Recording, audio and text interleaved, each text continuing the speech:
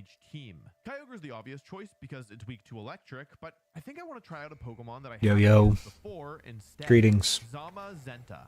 Zamazenta was the laughingstock of Sword and Shield. Despite being nerfed, it's actually one of the top Pokemon right now. This is mostly because, in addition to its nerf, it got the attack Body Press, which uses the defense stat of the attacker instead of the attack stat. This matters because Zamazenta's ability gives it a defense boost the first time it hits the field. It's incredibly tanky, does good consistent damage, and has good typing.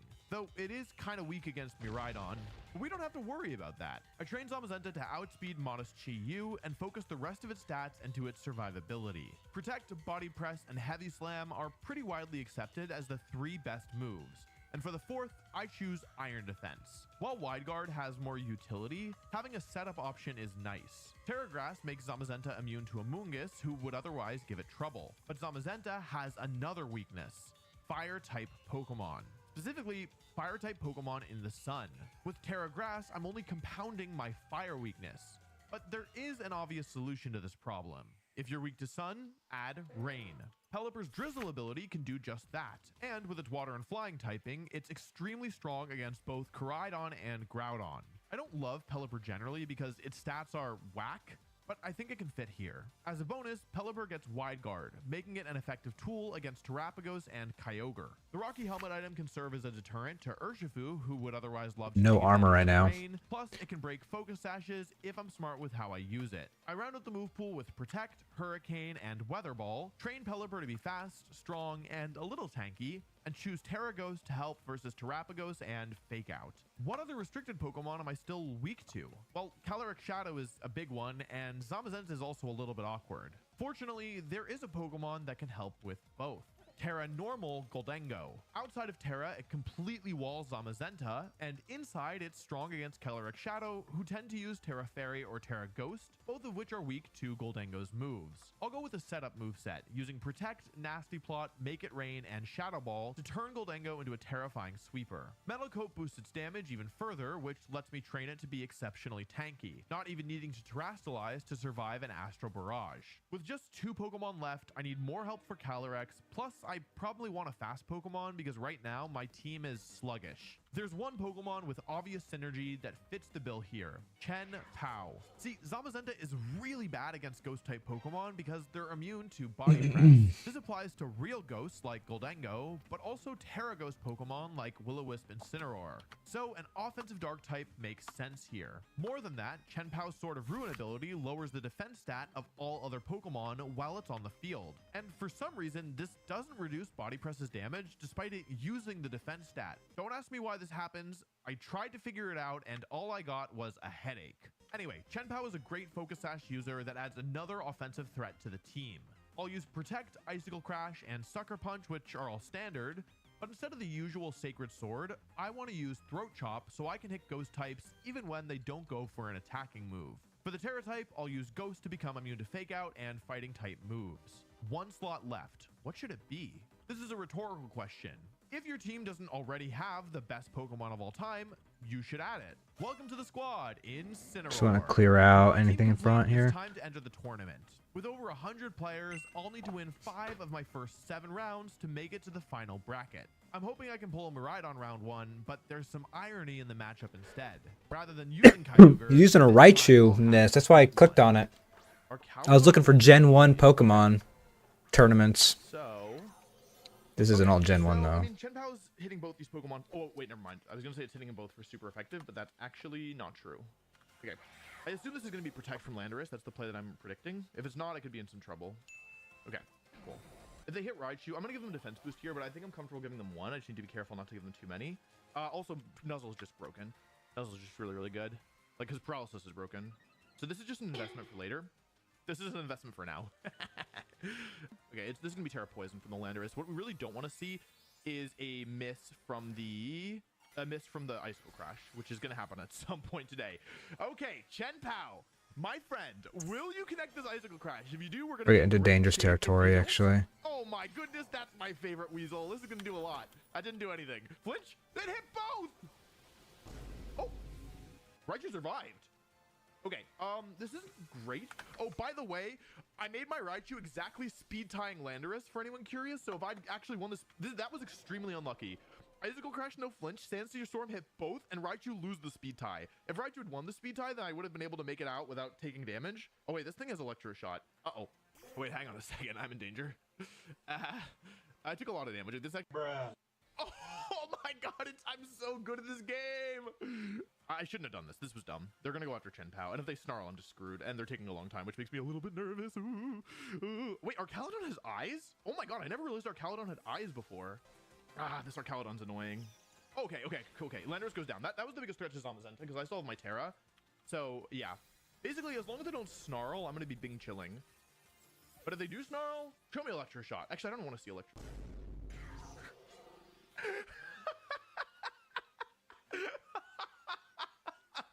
Oh, Raichu, it's good to have you back. Tornadus. Oh, guys, I'm just so worried because they have so much health left on their Pokemon, and like, how am I gonna beat Archaludon? And I don't know what to do. Man, I love Nuzzle. I hit this thing one time. It's hit me 0 times. Okay, if Icicle Crash connects, I'm in game-winning spot. I'm actually in game-winning spot, I think. Oh my god, if this KOs, unless I've done something very silly. Okay, that's the end of Torn. So they... Alright, something else. Gen 1 Pokemon Tournament.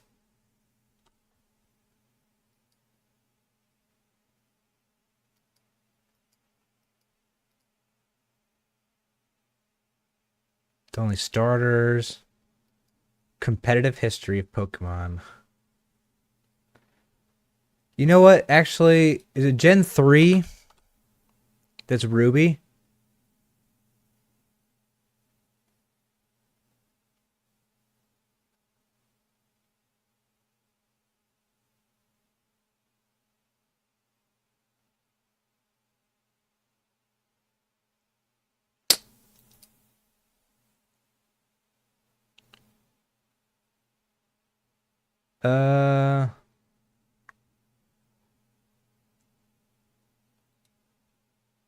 Maybe this. Gen 3 competitive singles has a history stretching back 20 years, full of incredible stories, metagame developments, controversies, and lore. Gen 3 OU remains one of the most popular old generations of competitive Pokemon to this day, and we are still seeing frequent innovations in high-level tournament play. I put together this Gen 3 OU iceberg with the help of the community. Let's explore the depths of one of Pokemon's most legendary formats together, from the common knowledge at the top to the obscurity down below. And don't forget to subscribe to the channel to prevent my arch nemesis, Iron Mugulus, from releasing his own video titled The Drinkware Iceberg Explained. If a mere cup outperforms me on YouTube, my sense of pride will take a significant hit. Guys, my eye's been twitching lately.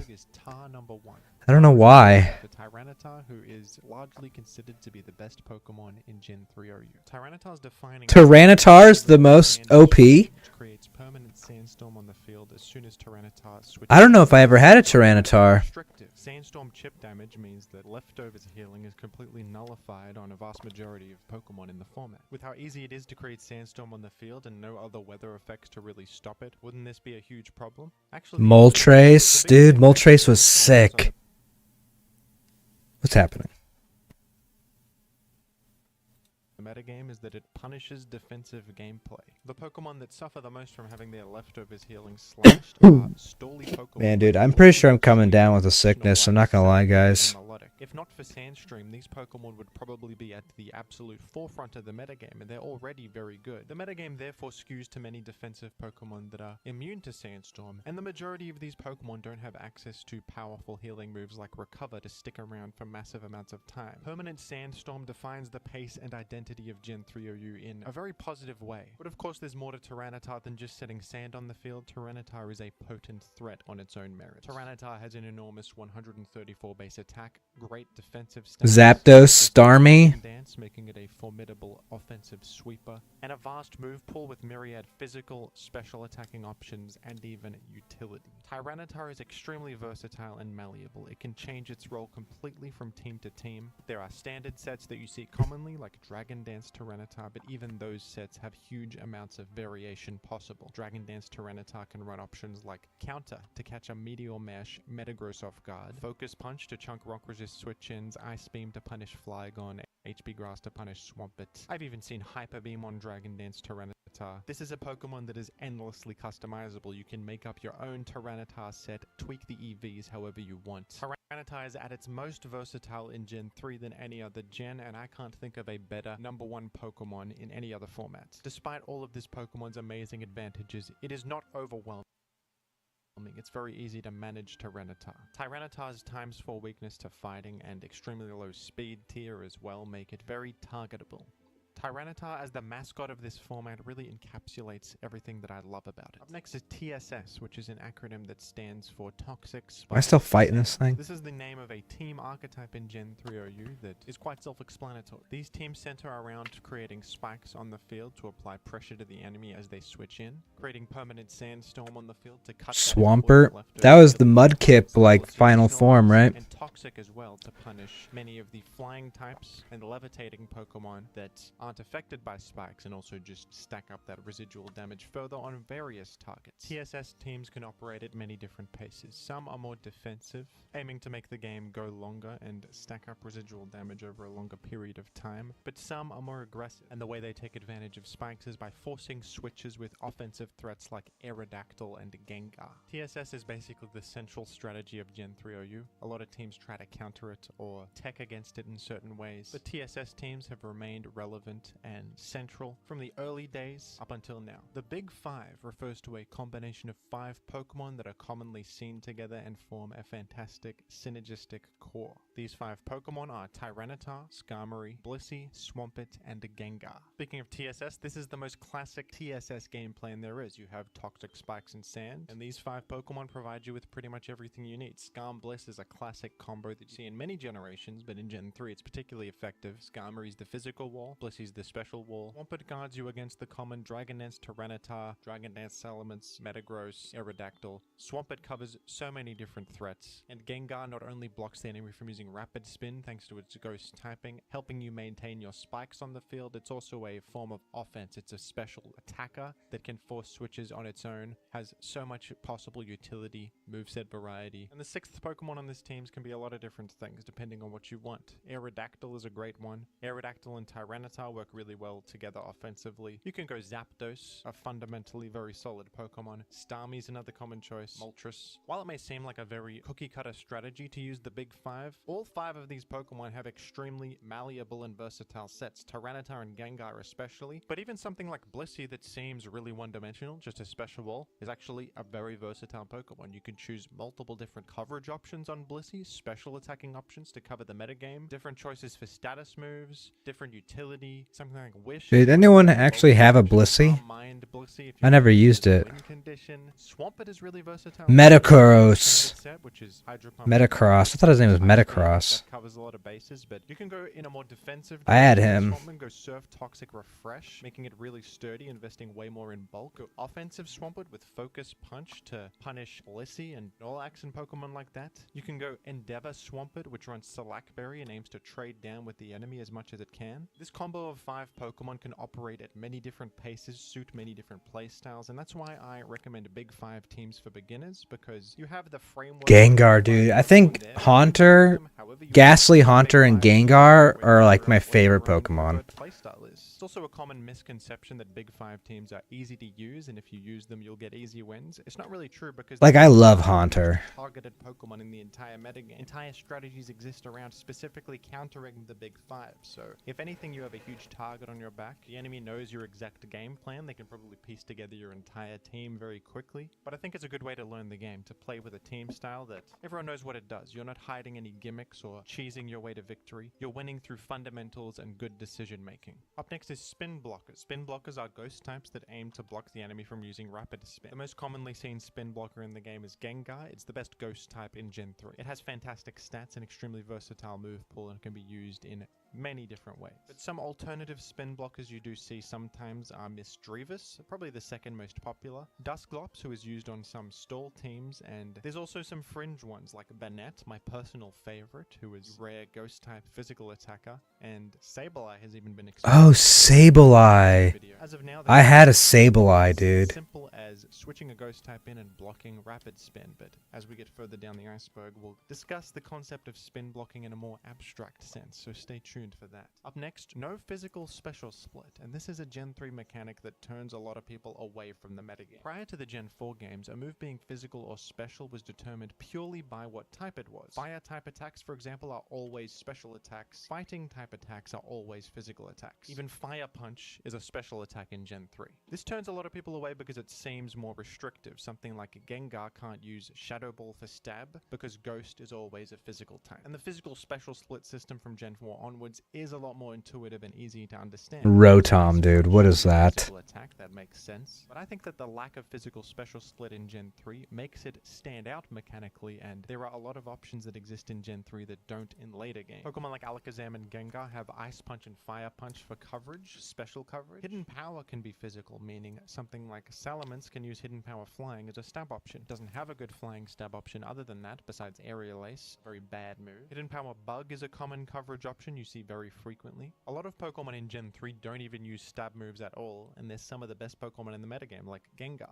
Doesn't need stab at all to be a potent special threat. There are plenty of metagames where the physical special split does exist, and it has its own benefits, but it has its drawbacks too. It's a different mechanical system, and I think it's a bit short-sighted to judge Gen 3 so strongly for not having it, when in fact it introduces a lot of new options, it allows people to be creative in unique ways, and it allows sets to exist that wouldn't exist in any other metagame. I also think the physical special split had its downsides in terms of leaning Pokemon sets more towards their stab options and perfect coverage, because there were more coverage options that suited the Pokemon's primary offensive attacking type, and sometimes that can lead to less moveset creativity and diversity. Up next are Rock Resists. Rock Resists are very important in Gen 3 OU and considered mandatory on most teams because of the presence of Pokemon like Tyranitar and Aerodactyl, who can be very overpowering. Aerodactyl's cool. And when people say Rock Resist, they usually don't mean something like Metacham or Magneton that technically resists rock but can't quite check Tyranitar and Aerodactyl. They're referring to solid rock resists that give you a great defensive backbone like Swampert, Metagross, or Flygon. The majority of competitive teams will have some sort of rock resist on them. There are some rare teams that don't need solid rock resists, usually very aggressive teams that control the pace of the game so much that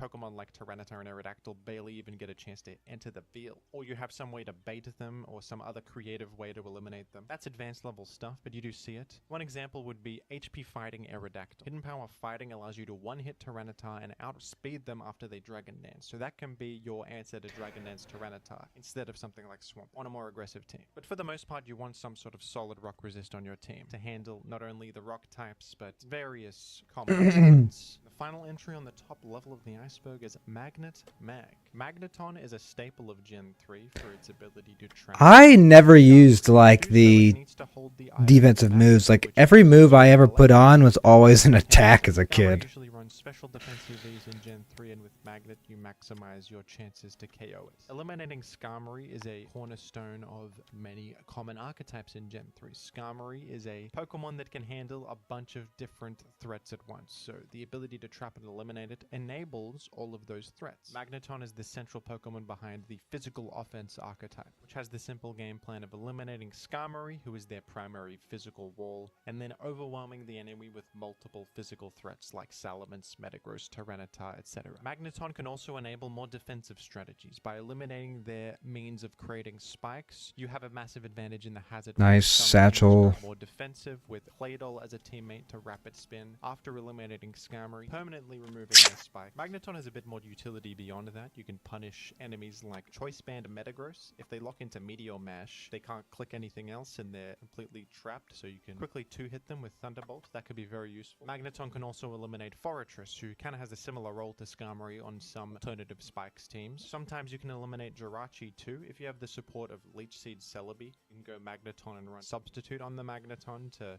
do that classic Sub-Seed strategy. Defensive Jirachi sets with Toxic and Fire. Substitute? 1v1 by Magneton too. Overall, Magneton is a staple of the metagame and one of the best anti-meta strategies. We've reached level 2 of the iceberg, folks, and the first entry is Zap Doug. Another fairly self-explanatory one. This is the combination of the Pokemon Zapdos and Doug trio, but why are they used together? Because they have a very good offensive synergy. And this combo is the cornerstone of an archetype called Special Offense. Similar to physical offense, the primary goal of this team style is to eliminate Blissey, the most common special wall in the game, and then overwhelm the enemy with multiple special attacks. The most reliable way to eliminate Blissey is with a bulky Doug trio set, running Special Defense EV, so that it can live a modest Blissey Ice Beam and KO it with either Beat Up or Earthquake. Zapdos benefits greatly from eliminating Blissey for obvious reasons. It's probably the best special attacker in the entire format. And with its greatest counter eliminated completely, it can run rampant. But another reason that Zapdos and Dugtrio synergize so well on these special offense teams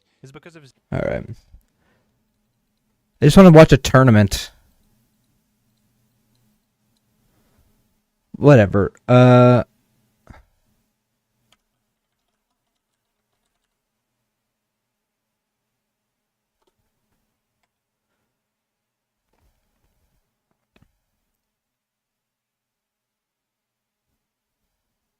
Toronto Regionals 2025.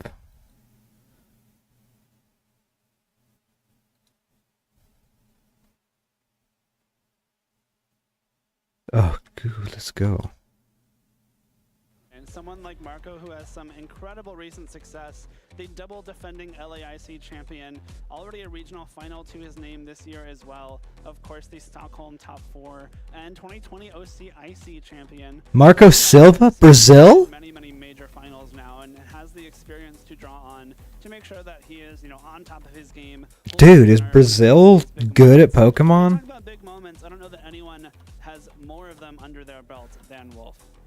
That's the conversation when we're talking about the best players of all time, because if you're looking back historically, you're looking at accomplishment. I mean, Wolf is right up there in the conversation, but if you're looking as well, the kill some of caliber of these. play, even if you don't have that same list of accomplishments, you don't have that world championship title. Marco Silva has been considered as one of the best modern day players, and it's so easy to see why.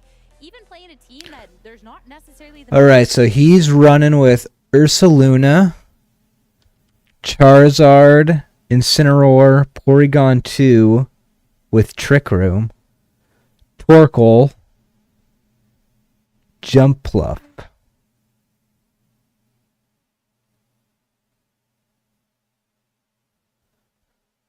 I know I saw a video where Trick Room is used to basically the slowest Pokemon gets to go first if Trick Room is up.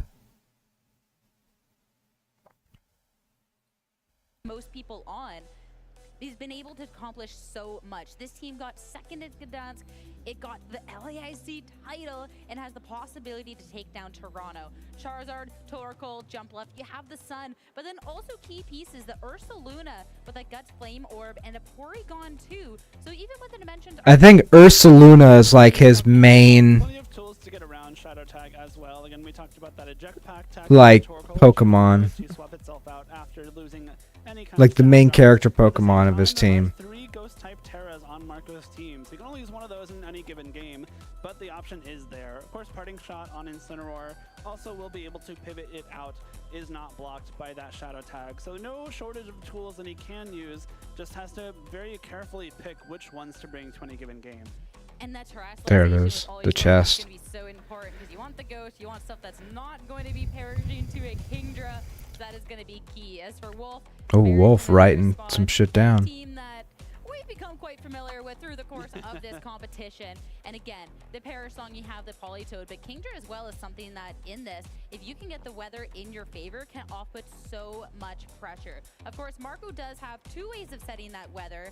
He does have both Sunny Day on that Jumpluff if he chooses to bring it, as well as the Torkoal. So the Kingdra might not necessarily be in its prime position, but even a Draco Meteor is something that can start to shred through Marco's team. Especially given that the Kingdra is the Stellar Terra. It's not just water to boost the Muddy Water and Weather Balls, but you do have the one-time boost to Draco Meteor as well. And looking at Marco's team, there isn't too much that can stomach that. I think maybe Porygon 2 could, just because it is so bulky, but otherwise, there are no dragon resistances, either in natural types or Terra typing. Okay, so Wolfie is going Archaladon,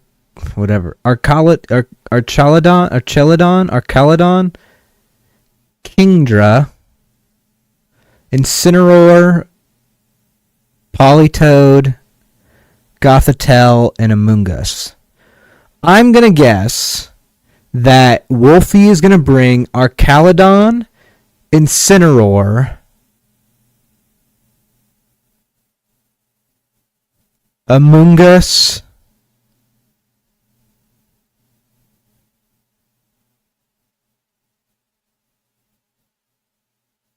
and Gothitelle.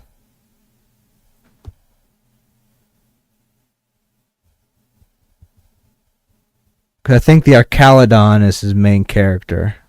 Let's see if we got that right. Again, look at kind of the lack of water resistances. You have the Jumpluff, which will resist it, but the other 5 Pokemon, 4 of them are straight up weak to water, and the last is Porygon, so you don't really have a great way to stomach these water type attacks in the rain. And if you want to try and win out this weather war and be able to bring the sun, well then maybe you're going to be a little bit more susceptible to the other key pieces of this team, which is going to be super dangerous within this. And even something like the Archaladon, it does have the power herb, so you don't need the rain to get off a really powerful Archaladon. So there's a lot to this, a match these players are familiar with. So let's see how this changes up as we head into the grand finals here in Toronto. Make some noise. Jumpluff and Incineroar for Marco. For Wolf, that's Gothitelle and Kingdra. I really love this Gothitelle Kingdra lead from Wolf. Oh, he has Gothitelle and Kingdra. Traps these 2 Pokemon on the field. Did I said Gothitelle, but I don't think I chose Kingdra. I said the mushroom guy. Immediately activate Swift Swim and power up those water type moves from the Kingdra. Okay, so not the main characters. I wasn't even close. You do have the option to start spreading sleep powders if you need to. Switching out Gothitelle. Like the speed control, seeing that there is this Kingdra on the other end, you could have been punished with the potential of I was way off.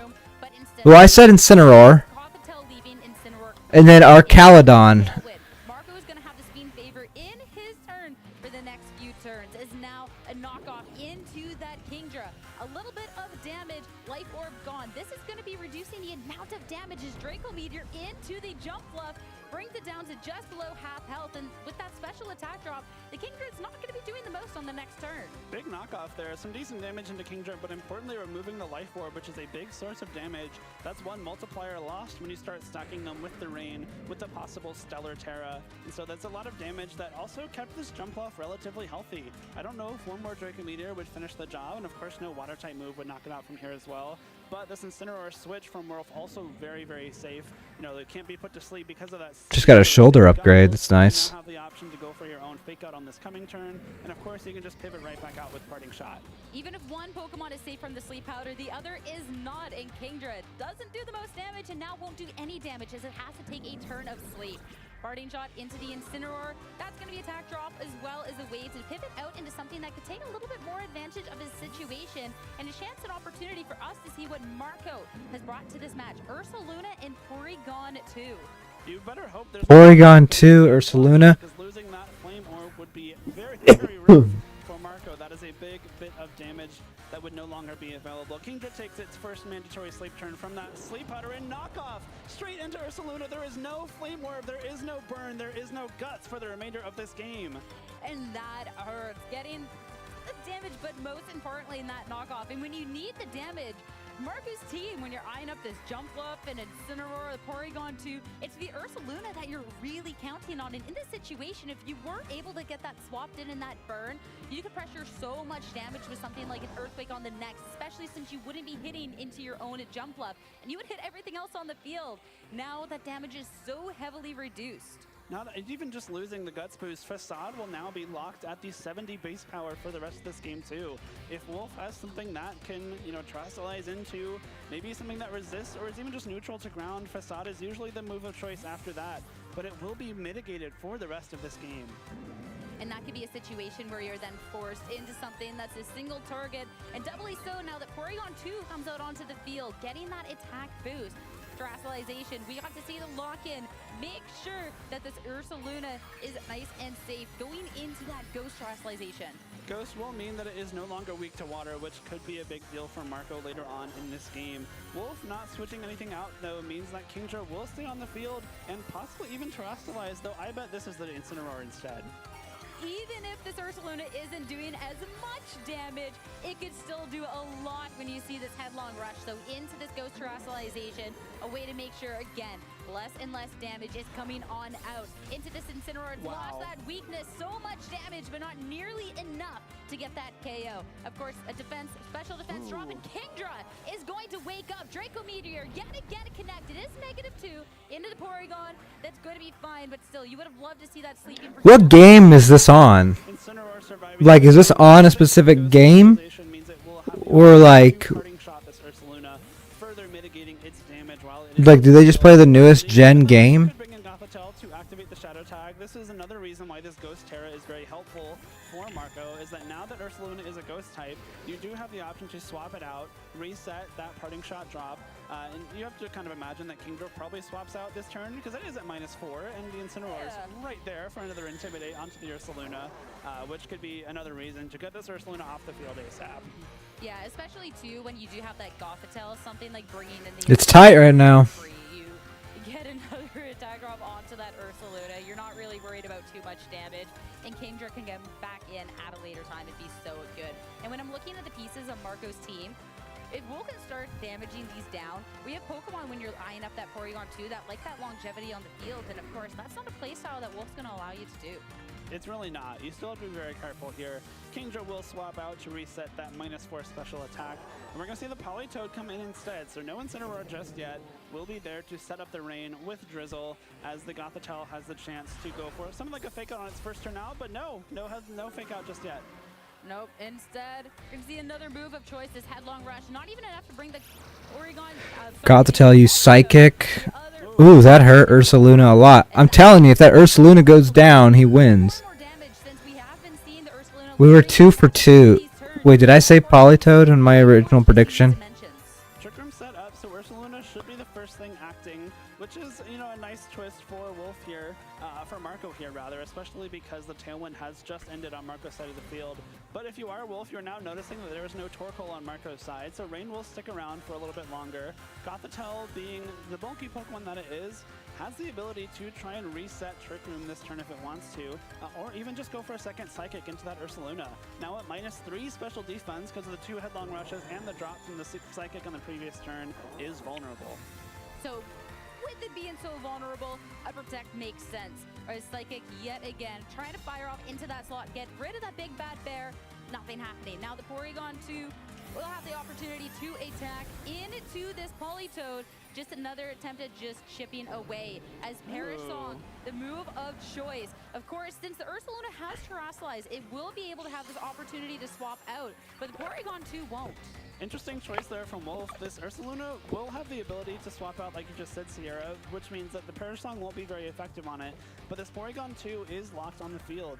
And given that this Ursaluna is at -1 attack... Actually, there's not like a store there, is there? This Gothitelle isn't super threatened by anything, and this could be a good way for Wolf to get rid of... Because I need to fix my armor. If you can get rid of Porygon with this Perish Song, that's the bulkiest thing that Marco has left on his team, and that can clear out an easier way for Kingdra to try and come in and win this game in the end. And if this Ursaluna has to swap out at some point, this Incineroar would not appreciate a Weather Ball, and well, Jumpluff won't really appreciate much at this point, considering the amount of damage that it's already taken. So Ursaluna, that's finally going to be the swap out, but if Wolf decides not to just protect and hits into the other slot, Marco could still be down on this. It is going to be just a swap from both trainers as Jumpluff hits the field, Politoed leaves, make sure that Perish gets reset, and Incineroar for Wolf to have fake out on the next. Alright, I'm just gonna guess that there's nothing. Intimidate comes through, meaning absolutely nothing into these two. Well, one special attacker and one no attacker. Psychic will be into this Jumpluff though, and it barely hangs on, which means that Wolf will not have a Pokemon advantage just yet. And Terra Blast quickly targeting that Gothitelle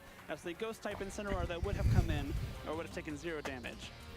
Yeah, and this damage output from this Porygon 2 is not like maybe something that stacks up, maybe try and fish for a freeze or something, but jump left, especially with the speed ordering that you caused yourself with your own Trick Room, isn't something that's necessarily benefiting that Pokemon. And once this Ursaluna goes down, it already wasn't dealing the most damage, but then where is the damage really coming from? Sorry, the Ursaluna. Porygon 2, the Porygon 2 is probably the only thing that really does damage is this Ursaluna doesn't get that guts boost.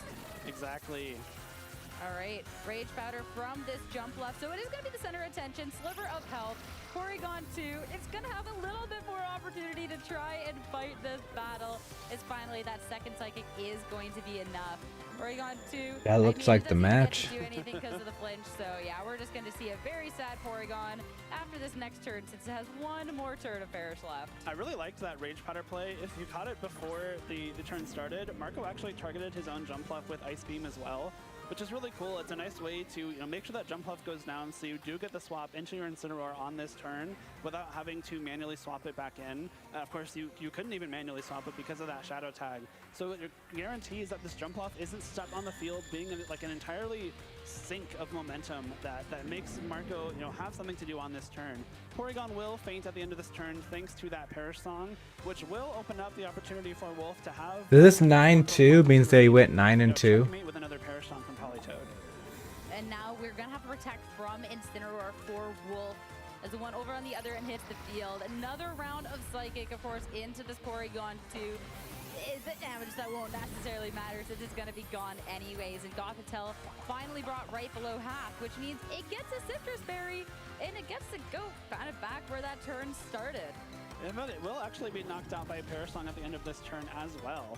I believe it was on the field subject to that Perish Song when Politoed went for it. And now the Perish counts fall to 0. So Gothitelle and Porygon 2 will be knocked out. But I think that's a very worthwhile trade if you're Wolf.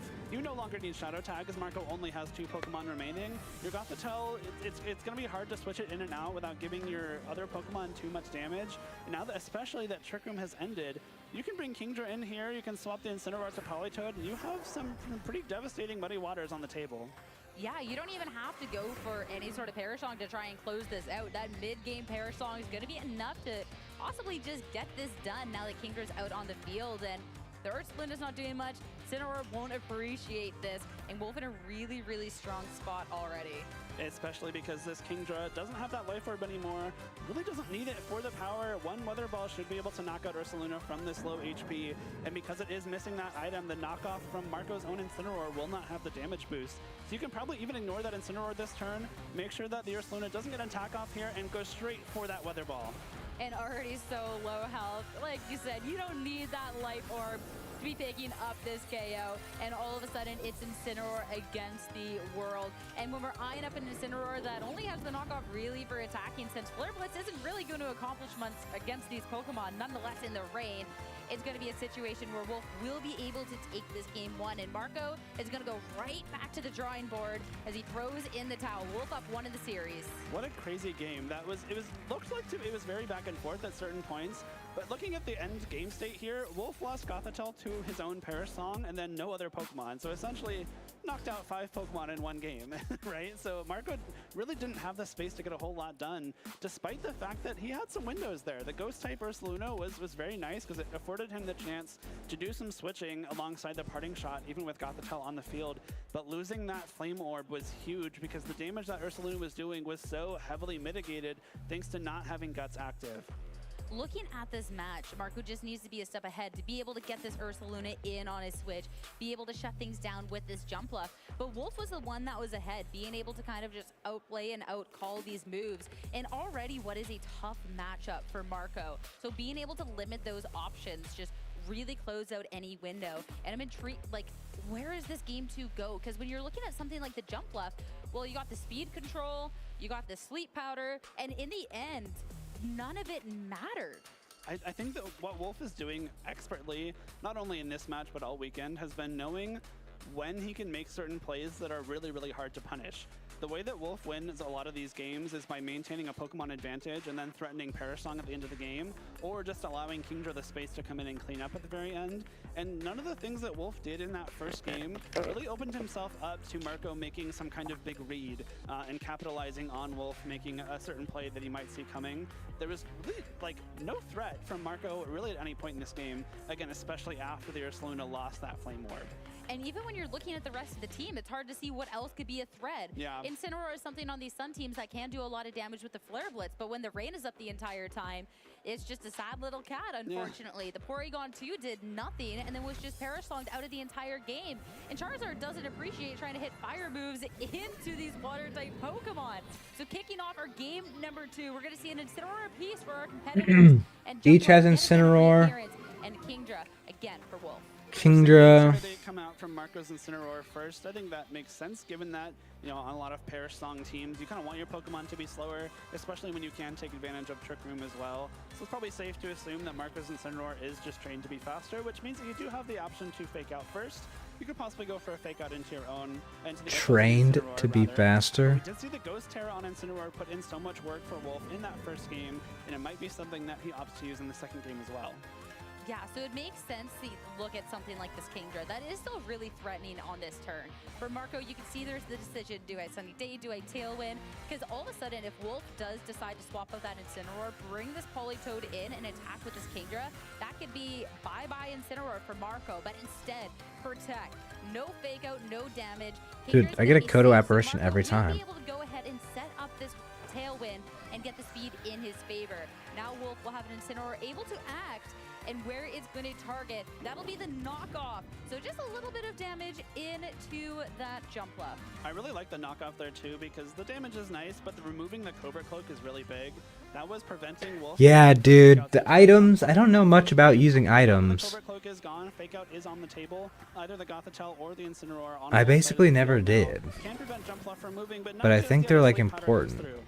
Kingdra's having a bad game so far. Gonna be sleeping. And when we're talking about Pokemon getting things knocked off, that is going to be Incineroar on Marco's end, acting first, and Safety Goggles eliminated from the other end. So now Marco on this next turn can go ahead and try and Sleep Powder into that Incineroar as well. Parting Shot, so that might be a Sleep Powder save for down the line. And a new target. Sorry. Two very convenient knockoffs in a row. First to enable Fake Out and now to enable Telling Sleep us, Powder chat, into I'm that getting slot. sick. One of the strengths of the Incineroar on Wolf's side of the field is that it was very easily able to switch into this combination of Jumpluff and Incineroar, and now that is no longer the case. This Gothitelle, again, does have Fake Out active, so you can prevent either of these two Pokemon from acting this turn, but then what? Like, your Kingdra's asleep, maybe you can wake up this turn again, get that nice one-turn wake, but then you still have to worry about Sleep Powder coming through from Jumpluff, and if you're Marco, that can be a way to find some space in this matchup to, you know, start getting some damage out and not let Wolf control the game again. I'm just looking at the and then what coming out from Marco in this situation too, because the Kingdra's sleeping, but it can be waking up at any time. That's going to be a parting shot into own Jumpluff. He brought Gothel again. Promise switch out for the Incineroar in face of the fact it wouldn't be able to switch out before thanks to that Shadow Tag. In parting shotting yourself makes a lot of sense there because it guarantees that, you know, even if Wolf, you know, happens to get a double protect off on this turn, you are able to swap out, and you don't care about lowering your Jumpluff stats because it doesn't have any attacking moves. Ursaluna is able to swap in here without taking any damage, without taking a knockoff, and now Flame Orb activates. So speed is like everything now that Tailwind is up, these very strong in Pokemon is what it seems like. side of the field are on the table. And this is But you also need slow guys because of the move Trick move. Trick Room. Where this little change that Marco has on his So you can get team some heavy is hitters and the use Jumpluff Trick Room event instead, can be so they go made, but you first. have the Sunny Day. So if you are thinking that maybe Wolf is going to try and switch that Gothitelle out into the Politoed, since Kingdra does have a chance to wake up on this turn, you can just Sunny Day, reset that, and just go for a big attack with this Ursaluna. So eyeing it up. We'll have to see, of course, if the Kingdra's going to wake up. But for now, Gothitelle is switching out. Politoed is going to join the field. So it looks like Marco might have made the right call because, of course, Politoed is going to bring this rain. But the Jumpluff right after this Terastallization moment. Let's hold on a second. But we'll get to see a weather rewrite real soon as Kingdra. That's going to be the Stellar Terastallization, putting everything on this turn. It's going to be interesting because the Sunny Day should come out here first thanks to the Tailwind. And after Kingdra loses its speed boost from Swift Swim, Ursaluna will attack next. Unless it's trained to be very, very slow, but no, Earthquake comes out. I would hope not when you're having it next to it, Yeah. Tailwind. Marco knows what he's doing. Kingdra will wake up, taking a lot of damage, but Weather Ball, of course, this is going to be a different type of Weather Ball now with that sun hitting into the Ursaluna. Good amount of damage, but that's not the damage that we would have liked to see if the weather was still the rain. And now you're still going to have the advantage of the speed onto this next turn. A really nice turn from Marco there, knowing that Politoed very likely swaps in for that Gothitelle to activate both the Swift Swim and the damage boost from the water typing and the Weather Ball. And even though that Weather Ball still did a huge chunk of damage, again, it is still boosted by the Stellar Terra, so nice reason for that Stellar Terra to be on the team here. Kingdra didn't do nearly enough to this Ursaluna, and Politoed is on the field with the sun up. So this is probably the most ideal situation you could ever hope for if you're Marco here. This Politoed cannot hit the field on this coming turn to reset the rain because you have to swap it out first. Yeah, and even if there is a switch going around with that Tailwind just leaving, Marco can go ahead and reset it up in a situation where this Ursaluna is still going to be able to attack. So it's just going to be a Get an yellow apparition. switch Nice. on out from Wolf. So both of these are going to be the targets of this Earthquake, though Incineroar will at least try and drop the attack a little bit, but I still don't think it's going to appreciate what's coming next. It really won't, especially because Tailwind immediately goes back up, re-establishing the speed boost on Marco's side of the field. And another Earthquake comes through here. Intimidate is active, so maybe not big one-hit KOs here, but still so much damage. The Incineroar is just going to hold on a sliver of health, so Wolf not going to lose either Pokemon on this swap-in, and now has the double fake-out pressure. And reminder, first turn of this match, we did see the knockoff into the jump left slot, so it doesn't have the Covert Cloak anymore, and it also doesn't have a way to protect. It can't protect, but unless you fake it out, you could pretty easily go straight for more Sunny Days. You don't need the Tailwind boost anymore because you've already set that up. Sleep Hunter doesn't necessarily buy you a whole lot, but if you do Sunny Day again, that would prevent Wolf's Politoed from coming in and getting rid of that sun, which could be a big deal. Also, I guess Sleep Hunter too. Maybe you could Sleep Hunter either of these Pokemon because again, that safety goggles was knocked off, and then try and buy some more time. You do have the Ghost Terrestrialization in play with Ursaluna as well, but no, straight for I'm the about to fake do out. some evil Yeah, shit, so that's gonna be folks. Ursaluna. Oh, no. Doesn't act and jump. Oh my god, you fucker. Is going to be a Sleep Powder miss, and Trick Room. Marco had the speed, and that is going to be to his detriment. All right, as all of the maybe speed deserved. Pokemon are going to be oh so slow. Ursaluna at this point now, sure, that's a burn that you needed to get. They through didn't this pick it match up. to deal the damage, but it's a burn that you don't have much attacking time left. You really don't, especially now because this Ursaluna will be knocked out to 2 more turns of burn. You're tempted to maybe try and protect it to make sure it doesn't take any damage on this turn from either Nice. Incineroar or Gothitelle. But if you do, you only have 1 more turn left, and given that we've talked about Wolf's team having 6 protects, you can Abandon guarantee Kodo Ursaluna doesn't Roundup. attack again unless it's on this turn. Yeah, and even you just have the speed on your favor, so you don't even have to play the I'm just going to wait you out game if you want to. You can just go for the straight, hey, I'm going to take some KOs games. So, yeah, Incineroar will be protecting on this one. You still have to be worrying about the Why? threat I of could this still get jump up experience from and it. the Sleep Powder. So we'll play the slow and steady game instead. Both of the Pokemon are going to go ahead and protect. You have to wonder if the Trick Room actually helps Wolf that much going forward. Like, you do get to mitigate that Tailwind, but after these 2 Pokemon on Wolf's side of the field go down, you have the Politoed and the Kingdra left, and you don't necessarily want Trick Room up for that Kingdra. So you might think, you know, is Wolf going to try and reset Trick Room on this coming turn, knowing that Ursaluna will be knocked out, Tailwind will be running out soon, and neither of these Pokemon can switch out. And this is where, for the jump left, you're also just pinned into just having to click for this Rage Powder to make sure that this Ursaluna does have an opportunity to attack. And jump left does still have a good amount of health. And even looking at the fact this Incineroar for Wolf doesn't have Flare Blitz, it will most likely have to be this double up. Knockoff will be the first, a critical hit, but it's not going to be enough. The Psychic is going to be forced to target into this. Jump left goes down. Ursaluna, 1 more attack for the road before it too is going to be KO'd in this match. And Earthquake hits everything. Incineroar on his sliver is gone, and Gothitelle will hold on just a little longer. Ursaluna will be knocked out by the burn. Fuck, I was though, going the wrong way. Pokemon count is now 3-2 in Wolf's favor. This is exactly the kind of situation where Wolf can potentially bring in Politoed and go straight for what could be a game-ending Perish Song. Sunlight does fade, and I do believe Tailwind is still active, so that means that since Trick Room is up, Wolf will have the speed advantage. Yeah, and that is exactly Nope, snack. it just ended. It just ended. All right, we're abandoning it. We're still looking at the features of the Pokemon. We will see Porygon 2 in the back, but there you said it. Polytoad, that'll be one that is hitting the field. Do you think this Kodo just follows me forever now? This is really tough.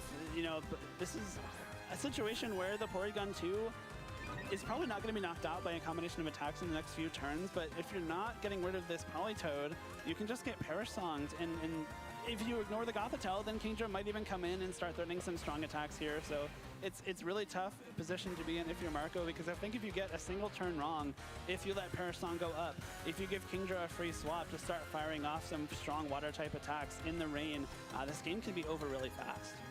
And that's the tricky situation. This is such a tough matchup for Marco, and it's been proven so even more up against an opponent like Wolf. The two healthy Pokemon, but definitely not in the greatest of situations. And if you're looking at a reversal, I mean, you have to call this right. Would this be enough? I don't know. It just depends on what you do with this Incineroar as well. You can fake out either of these two Pokemon, but Gothitelle opts to not allow that to happen, going straight for the Protect instead.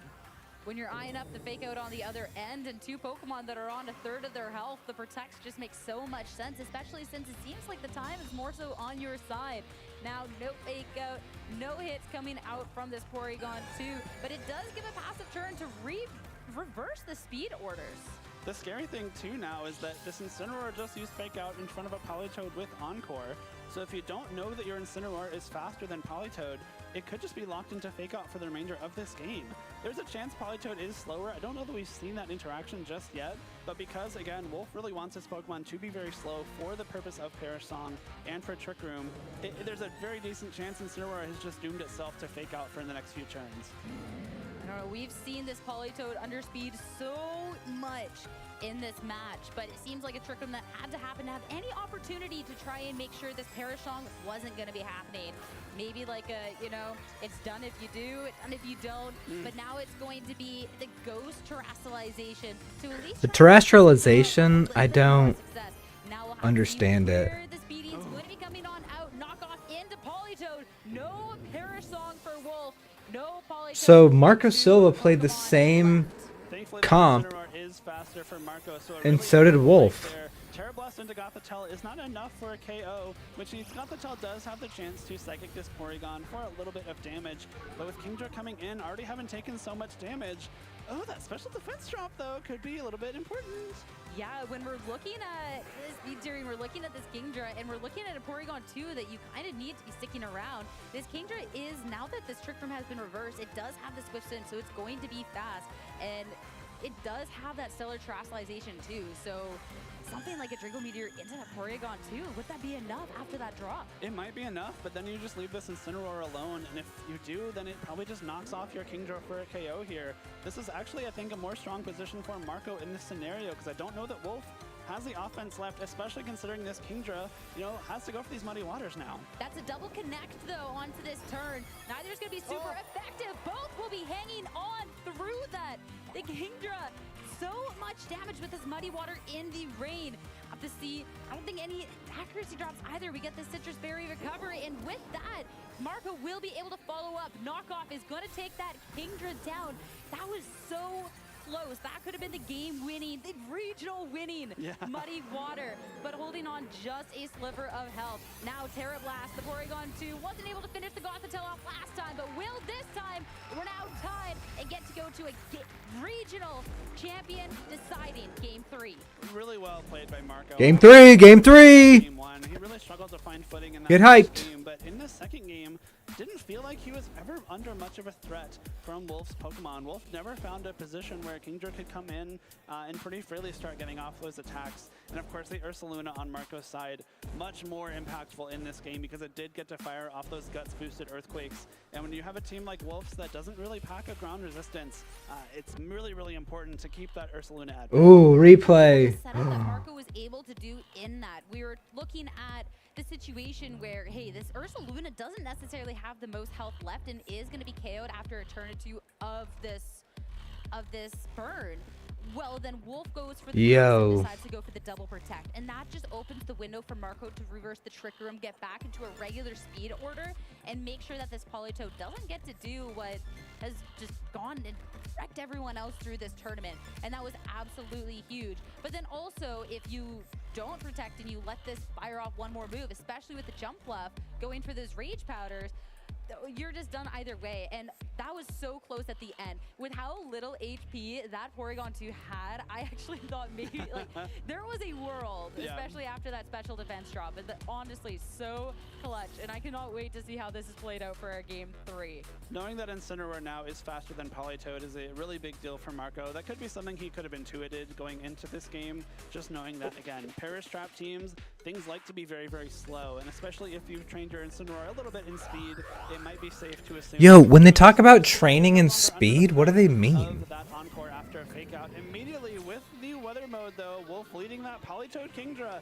the tried and true duo from ages past, taking the Intimidate, but who really cares because they're both special attackers. Drizzle goes up, rain is set, and there is no Torkoal in the back, so no sun just yet. And with this lead and making sure the weather is set for Wolf, this is dangerous, because for Marco, if you want to make sure this Kingdra isn't going super duper fast, you either have to go for a big out into it, in which case the Polytoad can try and go for something, or you got to go for a sunny day, but you can't do everything. Oh, shit. Powder also has this opportunity to miss. Yes. So that is a very dangerous prospect.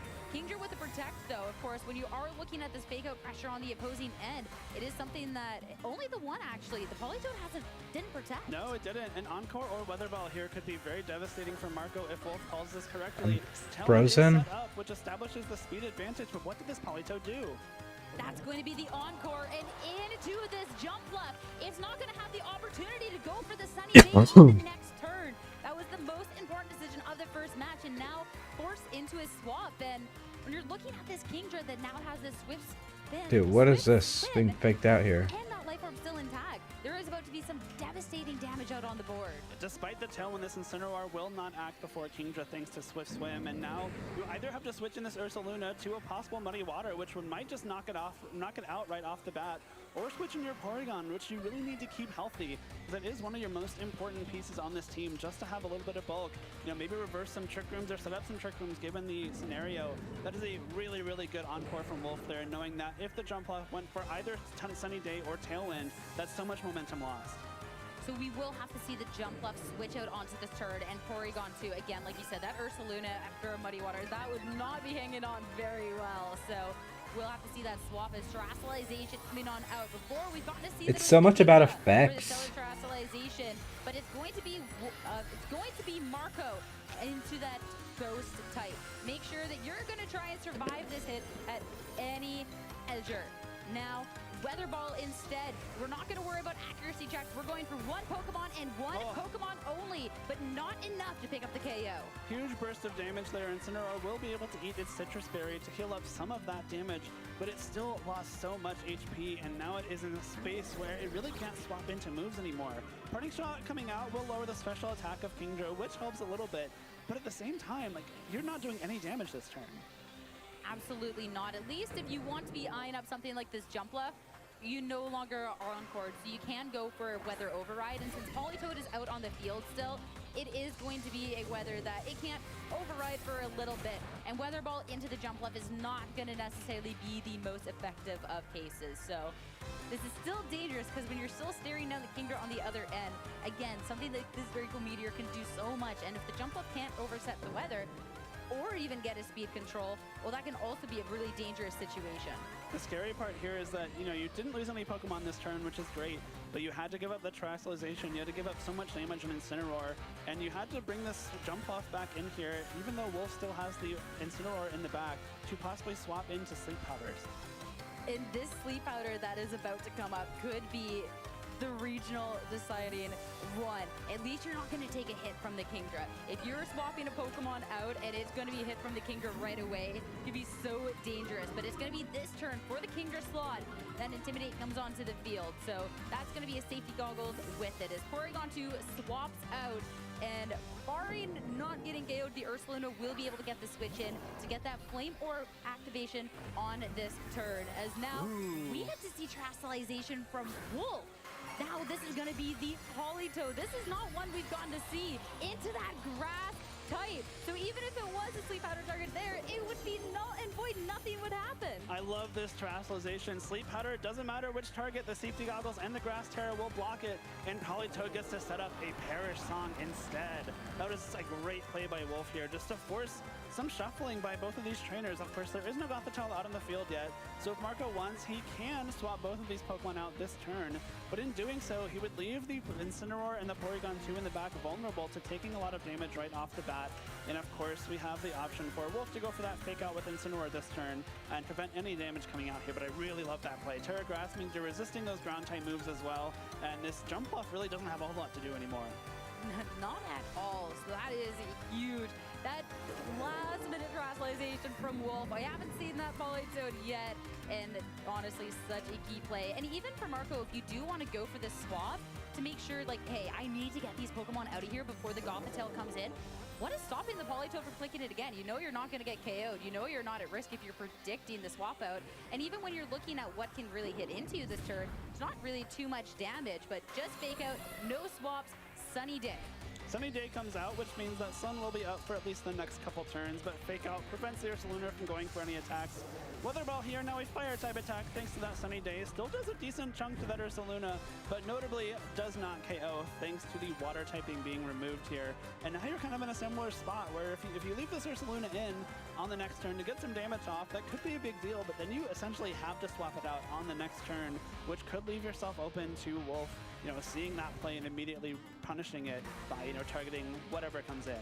Would this be the turn even too for Marco where you're looking at maybe going for this double swap if Wolf thinks that Marco's going to go for this attack and just double protects his own Pokemon? Because that could be that small window of opportunity. But of course, if you get it wrong and Wolf does decide to take down one of your Pokemon on the swap in, you could lose there. So a huge call in this match, but Wolf has been clicking Protect so much within this series, so does he double Protect here? It's also an opportunity for Wolf to potentially swap the Gothitelle in if he thinks the Ursaluna will be attacking this turn, and that way you'll lock it on the field for the following turn and make sure it does get knocked out by that Perish Song. Porygon takes the field in place of Jump Bluff, and Wolf does not swap Gothitelle. Well, I actually need to die here. Polytoad is nice and safe and protect from Incineroar, so no damage coming out onto Wolf's end of the field as this Perish Song turns are ticking away. Facade, of course, not going to do anything into that Incineroar. So now I'll be right back. Situation where next turn, well, everything except for the Porygon gets KO'd. So I think next turn we're going to see a lot of switching of Pokemon, especially to Marco isn't trapped on the field. So the Ursaluna does have a swap if you want to go for it. But is this also the opportunity if you wanted to try and attack and get Wolf on these swap-ins of his own? It's a really tough decision to make. If you leave your Ursaluna in, you can possibly punish Wolf switching, but you're guaranteeing that you're losing that Ursaluna, which is a huge source of damage. Just looking at the rest of Marco's team, if Ursaluna goes down, that is the single Pokemon that can do the most damage left. Next to Jump Bluff, which can do 0 damage. Porygon, which is alright, and then it's Be right back. We'll keep watching this. Gothitelle is swapping in, Porygon to you swapping out. So we get to see Jump Bluff hit the field once again. And with that Earthquake, Incineroar sticking around, so there will be 2 KOs at the end of this turn. And Gothitelle, a lot of damage. Incineroar doesn't even need to wait for the Perish Song to get KO'd. It's going to get KO'd right here, right now. A lot of damage into the Gothitelle. If you're losing your main source of damage, then that's damage that actually could be really significant. It could, especially considering that your Porygon and your Incineroar, have the Terra Blast, have the knockoff that can do decent chunks of that Gothitelle. You at least activated its Citrus Berry, so the HP it's at is the max it will have for the remainder of this game. But just looking at Marco's team remaining, if Wolf has a way to get Kingdra back on the field in the rain, it might be very, very difficult for him to prevent himself from taking too much damage in the process. This Jump Bluff, if the rain comes back up, we'll lose that Chlorophyll speed boost. I don't believe Tailwind is currently active, and so there's no chance at some kind of Tailwind Sunny Day play to mitigate that. Kingdra does re-enter the field, so we're in a position where you're very threatened by the idea of a Polytoad swap plus a Muddy Water. And that could be absolutely huge. And the fact that you don't have that speed, at least if one thing is forced to be swapping out, you do have a little bit of advantage with the other Pokemon. But And this is getting tough. This has been so intense here Yeah. for the third match. still coming It's back. So Hold up. different in all 3 games. It really is. The way these trainers have approached these 3 games has differed very heavily. Now we're in a position where both trainers have 3 Pokemon remaining, and it's really hard to call who has the stronger position here. Of course, Marco only has 2 Pokemon that can deal damage, but Wolf, with the Gothitelle, isn't really doing too much damage on its own. Does still have Kingdra, at a pretty healthy state of HP, but has to be careful not to get put to sleep. And Incineroar's gonna be swapping out on this turn, so Porygon Holy 2 shit, dude. coming on out yet again. Consistent with the attacks and no I swing need for armor Marco. so bad. About having speed control later in. That's going to be at least on Marco's end. I really hope Meteor there's into the a repair Porygon 2, person out just below there. half health, and a special attack that is now dwindled Is away there a onto repair that person here? strong Like, attack. I just need Pokemon, repairs we're talking insanely speed bad. messages. Trick Room is gonna put it all in Wolf's favor, though Marco can try and go for this opportunity to try no. and reverse it, but his Pokemon are gonna be so fast now, so slow because of that, thanks to that tailwind. And because the jump up is locked on the field, Do now, ma- it's not do having blacksmiths effect. make It's an opportunity repairing to try and double target stuff with this Gothitelle and like Kingdra's that I second could just and have Meteor. repairing stuff They on have me? to take that -2 special attack drop with the first Draco Meteor, so I don't know if it will be enough. But if you can secure that KO, most likely before this jump left can move, this could be a game-winning turn. You need enough damage, and you also need to connect. Instead, we're gonna go for something a Weather little Ball! with the sun means this will be a super effective hit, and jump left will be taken care of. Now, Pokemon advantage in Wolf's favor. Marco down to final 2 Pokemon. Porygon 2 with the Ice Beam into the Kingdra is just not the damage that he needs. The last turn of Sun there, taking great advantage of that sunny day set up by the jump up. Who needs to, connect your Draco Meteors? Who needs to worry about, the -2 special attack when you have that super effective Life Orb Weather Ball? And now Wolf has found himself in a Pokemon advantage. The Politoed in the back still in a pretty decently healthy state, especially considering it is that grass type. It is taking super effective damage from Flare Blitz now, but because it sets up the rain when it comes back in, that's a trade I think you're willing to take. 100%. Maybe if Marco had the opportunity that jump left never went down, you could have maybe found a position, but now out of that option and running out of all options in this match. The last 2 Pokemon have taken a lot of damage, and if Wolf can get the Politoed in safely, it could be a locked match. But even too, this Porygon's taken a lot of damage, and Incineroar has as well. Fake Out is going to be a little bit of chip into Gothitelle, but Wolf, I think, can play this a little slowly out. Kingdra, that -2, the Draco Meteor into the Incineroar will hold on with just a little bit. -4 now for the Kingdra, and its own health slowly but surely going away. So the Ice Beam follows. Aw, shit, that Kingra's dead. We're now even at 2 apiece. Who the Even fuck? at 2 apiece, but I think this is now a great spot for Wolf to be in. Because the Tailwind and Trick Room are both still up, this means that Gothitelle has a chance to act first. This Incineroar cannot protect itself. You can go straight for the Psychic, and then you could encore the Porygon 2 to make sure it doesn't have the chance to recover for the rest of this game. And if it can't recover, those Ice Beams are doing super effective damage to Politoed, but Politoed is so bulky and doesn't have, especially with that leftovers, probably has enough in the tank to stick around for a few turns, fire off a couple more attacks into that Porygon 2, and probably win this game for Wolf. This has been so close, and it's all coming down to the Politoed. It's so fitting. Psychic, Incineroar. A throne, Silver Star. And you called it. It can just be locked down, and it can be the saddest Porygon 2 out there in the world. But also, it's decently low health. You try and just do a little bit more with that Weather Ball. Not enough to go. We saw it was the recover, but this is also where Wolf can get the lockdown in the next turn. Hearth to Nigel's point. Okie doke. Good, I think I can repair finally. Sure, your Porygon's gonna stick around another turn or 2, but do you Ugh. have to get through this Gothitelle and the leftovers? I'm gonna be making some That tea. especially is gonna be really tough for Marco to break, especially considering as soon as Politoed goes for a move that Wolf wants it to use for the rest of the game, Encore is still on the table.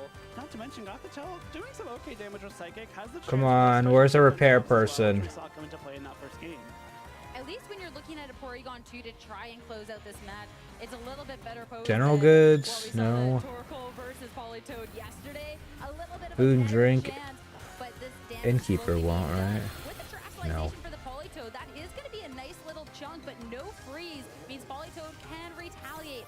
The Weather Ball, again, consistent. no. The critical hit, bringing it down to 5 HP. Just a sliver away from closing this out. And if there Stable was any chance for Master. Marco to win this game, I think it just evaporated. The Twisted Dimensions returned to normal. Hippogriff and since Politoed Master. acted last, their turn. It will go first on this next turn.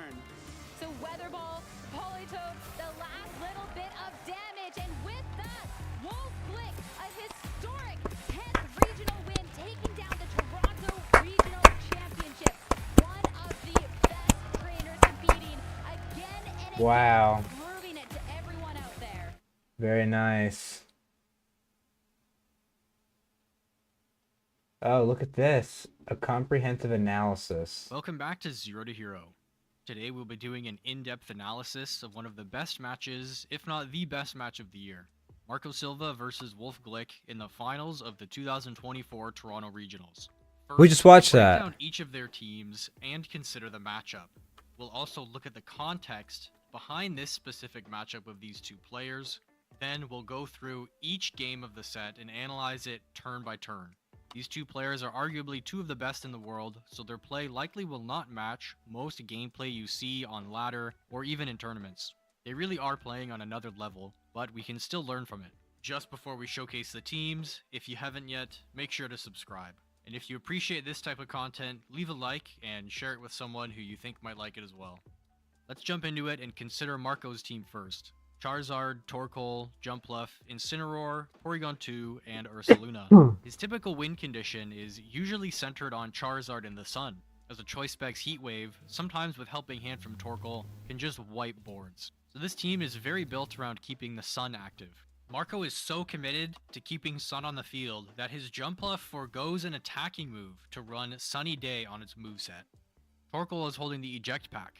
This item switches the user out when any of its stats are lowered. He can trigger a self-switch by using Overheat on Torkoal, which has a high base power and does quite a bit of damage, but more importantly lowers Torkoal's own special attack stat, which would trigger the Eject Pack. Alternatively, opponent's lowering stats Hold on. with things like Intimidate will also Eject Pack, but more important. So, Drought, when it switches in, the user attacks the target with all its might, lowers user special attack by 2 stages after use. That's Overheat. Actually 90 BP, I don't know what BP means. Battle points?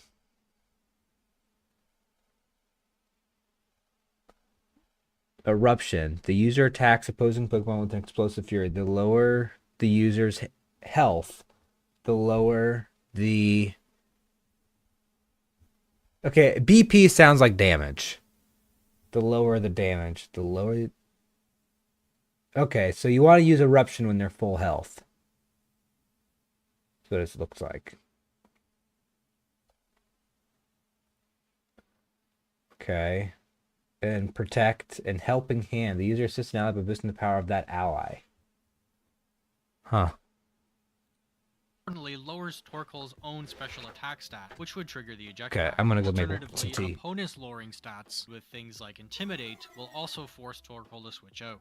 In-game, on turn 1, say for instance Torkoal is led against an opposing Weather Setter and an opposing Intimidate user, all abilities will trigger before the Eject Pack activates. So for instance, against an opposing Pelipper and Incineroar, Pelipper being the fastest will activate Drizzle, then Incineroar's Intimidate will activate, lowering Torkoal's attack, then Torkoal's Drought will activate, setting the Sun, then after that, the Eject Pack will activate, switching Torkoal out. That leaves you in a prime position turn 2, having your weather set up, Torkoal switched out into a potential sweeper, while your opponent's setter is stuck on the field and unable to switch in to remove the weather right away. Having this option allows increased positional pressure, or switching options, which can allow Drought to activate more easily or more often. Incineroar's Parting Shot is another tool that can facilitate switching. Jumpluff in the sun with Chlorophyll becomes very fast, allowing it to set a fast tailwind and outspeed opponents to sleep powder them before they can attack. Additionally, Marco has a Trick Room mode with Porygon 2 and Ursaluna. Ursaluna really wants its guts to be active to be able to sweep. Since Flame Orb activates at the end of a turn, you can switch in Ursaluna at the start of a turn or during the turn, and it will activate at the end. Whereas if your Pokemon faints and you switch Ursaluna in after, the Flame Orb won't activate since the turn has ended. These switching options, Ursaluna in after, Reverse Luna, he has Guts. Attack is increased by 50% when the user is inflicted by status condition. So he wants to be putting statuses on. This move's power is doubled, which would be 140 if they're poisoned, burned, or paralyzed. So he's going to want a Pokemon that's going to be able to do that for him. Then an Earthquake and Headlong Rush. User smashes into the target and whole body tackle as low as the user's defense and special defense by 1 after use. Interesting. So you do want Facade, but you're gonna need somebody that's gonna be able to give that to you. And like fuck or dang, Facade. The Flame Orb Stacked won't with activate guts. since the turn has ended. These switching options with the Eject Pack and Parting Shot allow Ursaluna to come in mid-turn to activate its Flame Orb. Torkoal being so slow is a great option to trigger its Eject Pack, moving last, guaranteeing that Ursaluna can switch in without taking any attacks to activate its Flame Orb. Incineroar is running a Citrus Berry, which is a pretty interesting choice over Safety Goggles. Safety Goggles is a very common item in tournament runs due to the prevalence of Amoonguss, and not having ways around Amoonguss can really just auto-lose you games against it sometimes. Safety Goggles, as mentioned, is quite common to patch up that Amoonguss issue, making you immune to Spore and Rage Powder, hence Safety Goggles being Incineroar's most common item by far. Perhaps since he has a Grass type, and Ursaluna is immune to Sleep once burned, Amoonguss isn't as threatening as it would be to other teams. Also, the presence of 3 Fire types and strong Sun control is likely enough to scare Amoonguss away from most matchups into this team anyways. Interesting. So getting a Citrus Berry on Incineroar here really increases its longevity. Next, let's consider Wolf's team. It consists of Kingdra, Politoed, Archaludon, Incineroar, Gothitelle, and Amoonguss. Before we get to the win conditions of the team, let's consider a couple I never specific used Pokemon Amoonguss. first. This is a very off-meta team. Even the meta Pokemon on the team in Amoonguss, Incineroar, and Archaludon are built very differently than normal. Archaludon is a Power Herb Terra Electric set with Sturdy. This is a Glass Cannon set that can Cannot be knocked out with 1 hit. If it would survive with 1 HP, okay? Dragon Pulse, this target is attacked with a shockwave generated by the user's gaping mouth. Flash Cannon. His strongest move is Electro Shot by far, but he has to wait 2 turns to use it. Fires immediately in rain. Oh, so he's going to want it raining out so that he can use Electro Shot insta. nuke targets with a 1-turn Electro Shot even outside of the rain.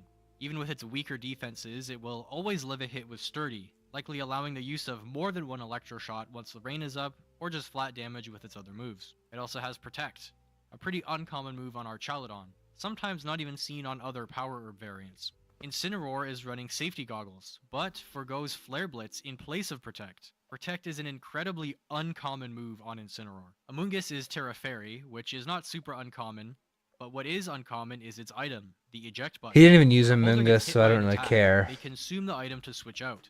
This gives Wolf more positional pressure, similar to the Eject Pack on Torkoal. I hate Amoonguss Amoonguss. also I don't know has why. Protect, I've never even pretty played with it uncommon move before, for but like, Amoonguss. So it looks just like he's looking giving at up it, an like, offensive pisses me move off. like Sludge Bomb or Giga Drain, and he's even foregoing Clear Smog to run Protect on his Amoonguss. So what's his game plan? That lies on the other 3 Pokemon. Politoed and Kingdra make an obvious Rain Core, as Terra Stellar / Life Orb Kingdra will hit very So his hard. Kingdra was Gothitelle popping has- off. His Kingdra was popping off. What's his game plan? That lies on the other 3 Pokemon. Politoed and Kingdra make an obvious Rain Core, as Terra Stellar Boosted your speed by 2 and rain is active. He's stark, like, all of his people are like, it needs to be raining out to be working. Weather Ball, it's based on the active weather. Weather Ball looks really good. Based on the active weather, and its base power doubles when any weather is active. So why would they just make BP 100? Well, I guess if there is no weather, it just does 50 BP. Okay. And it's just random? Muddy Water. The user shoots Muddy Water. This one also, Muddy Water was like a good ability. Lower their actually by 30%. Muddy Water. And that hurts too, it looks like. The Draco Meteor was the star of the show. Comments are summoned from the sky. Lowers their special attack by 2. So he can try and just get a Draco Meteor off quick if he got that rain active. / Life Orb Kingdra will hit very hard in the rain. Gothitelle has a pretty standard set for the Pokemon, while being uncommon in Regulation H overall. Its ability Shadow Tag prevents opponents from switching out, unless they're a Ghost type or use some alternative form of switching, like Parting Shot or U-Turn. It also has Fake Out for Disruption, Protect, and Trick Room. You may have noticed, but all 6 of Wolf's Pokemon have Protect. Most teams have between 3 and 5 Protects. Very rarely do you see 6 Protects on a team, and this was not by accident. Wolf's alternate win condition to a Kingdra sweep is Politoed's Perish Song, combined with Gothitelle's Shadow Tag. Once used, Perish Song puts a timer on every Pokemon on the field, and when the timer ticks down to 0 after 3 turns, every Pokemon faints. You can switch out to remove this timer, but when Gothitelle is on the field, that option is taken away, as Shadow Tag prevents opponents from switching. So what does this have to do with having 6 Protects on the team? Well, once Perish Song has been used, you want a way to be able to keep your Pokemon alive on the field while your opponent's Perish Song timer ticks down. One of the best ways to do this is with the move Protect, as on the last turn of Perish Song, the user is able to switch their Pokemon out, including Gothitelle, freely, while their opponent will still be trapped by the Shadow Tag for that turn. So if you can set Perish Song and then Protect with your other Pokemon, perhaps use 2 attacking moves and then Protect the final turn, and then switch out, that's an incredibly safe way to trigger the Perish Song KO. And having Protect on every single one of your Pokemon means you're able to use this strategy regardless of which 4 Pokemon you bring to any given match. So what is the matchup like? Marco's team is built around heavy switching, keeping the sun up, and having a Trick Room sweep option with Ursaluna. The heavy switching focus helps him play around opposing weather and to pivot Ursaluna in to set up safely. Wolfie's team is built around restricting the opponent's ability to switch, while keeping up the rain to sweep with Kingdra or Archaludon. Also running some switching options himself like Parting Shot and Eject Button, not to mention his alternative win condition of Perish Trap. Going into the match, it may seem that Marco is on the back foot here. That's because he is. Weather wars are usually pretty even, but in the specific matchup of Rain versus Sun, Rain has the upper hand in most cases, since if fire attacks are fired in the rain, their damage is not only cut in half, but also resisted by water types, dealing only 0.25x damage. Whereas if water types attack in the sun, their damage, while still cut in half, will also be super effective against opposing fire types, thus dealing 1x damage still. Kingdra also quad resists fire, so it's incredible into the sun matchup.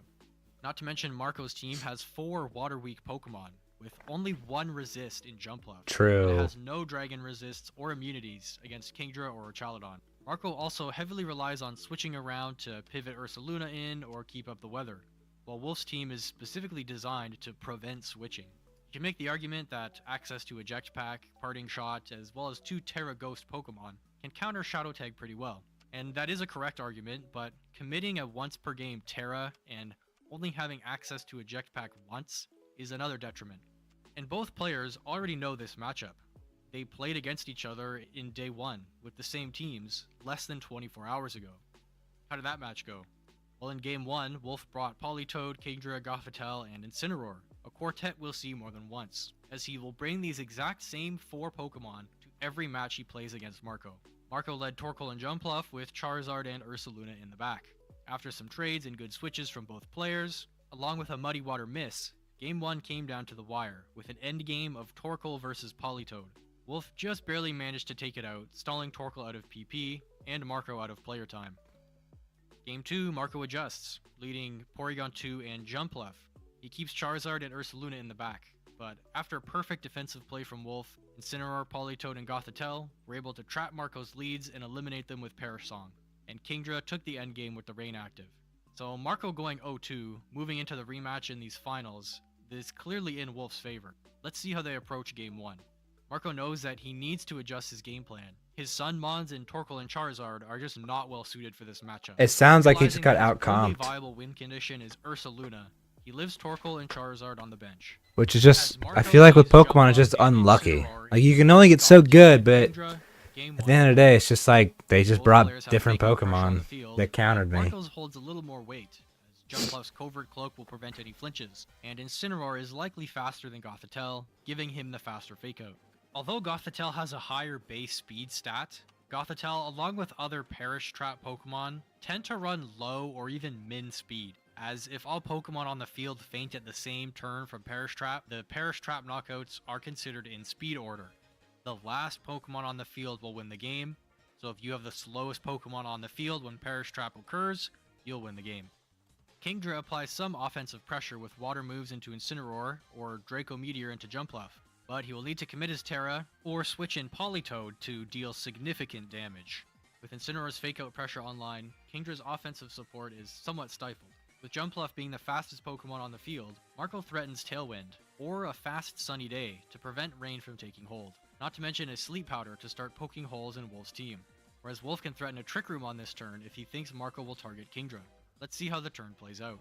Marco forgoes Fake Out and instead goes for a knockoff into Kingdra, moving first thanks to a Tailwind from Jumpluff. Wolf switches Gothitelle into Incineroar, potentially predicting a Sleep Powder into that slot, while Kingdra Draco Meteors Jumpluff. Thanks to the knockoff removing Kingdra's Life Orb, Jumpluff pretty handedly survives the Draco Meteor. The Incineroar switch-in is also a good option regardless of the Sleep Powder threat, since Wolf now has Fake Out pressure himself. But he is losing in the speed department thanks to the Tailwind, and now his Trick Room option is off. I don't think I have Ratchet. Turn 2 is a very interesting one, and to be honest, this is the turn that decides the game. It may seem that the board state is slightly in Marco's favor, but Marco really has no damage threat on the field. With an intimidating No, I have Incineroar to, don't I? facing down a fire and a water type, and a Jumpluff with no attacking moves, Marco needs to get his damage online. We know on the back he has Ursaluna and Porygon 2. Remember that Ursaluna needs that burn to activate to become a significant threat. Porygon 2 will want a special attack download boost to deal any real damage.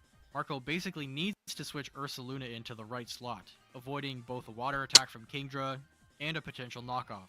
While Wolf does not know what Marco has in the back, he still knows the best play.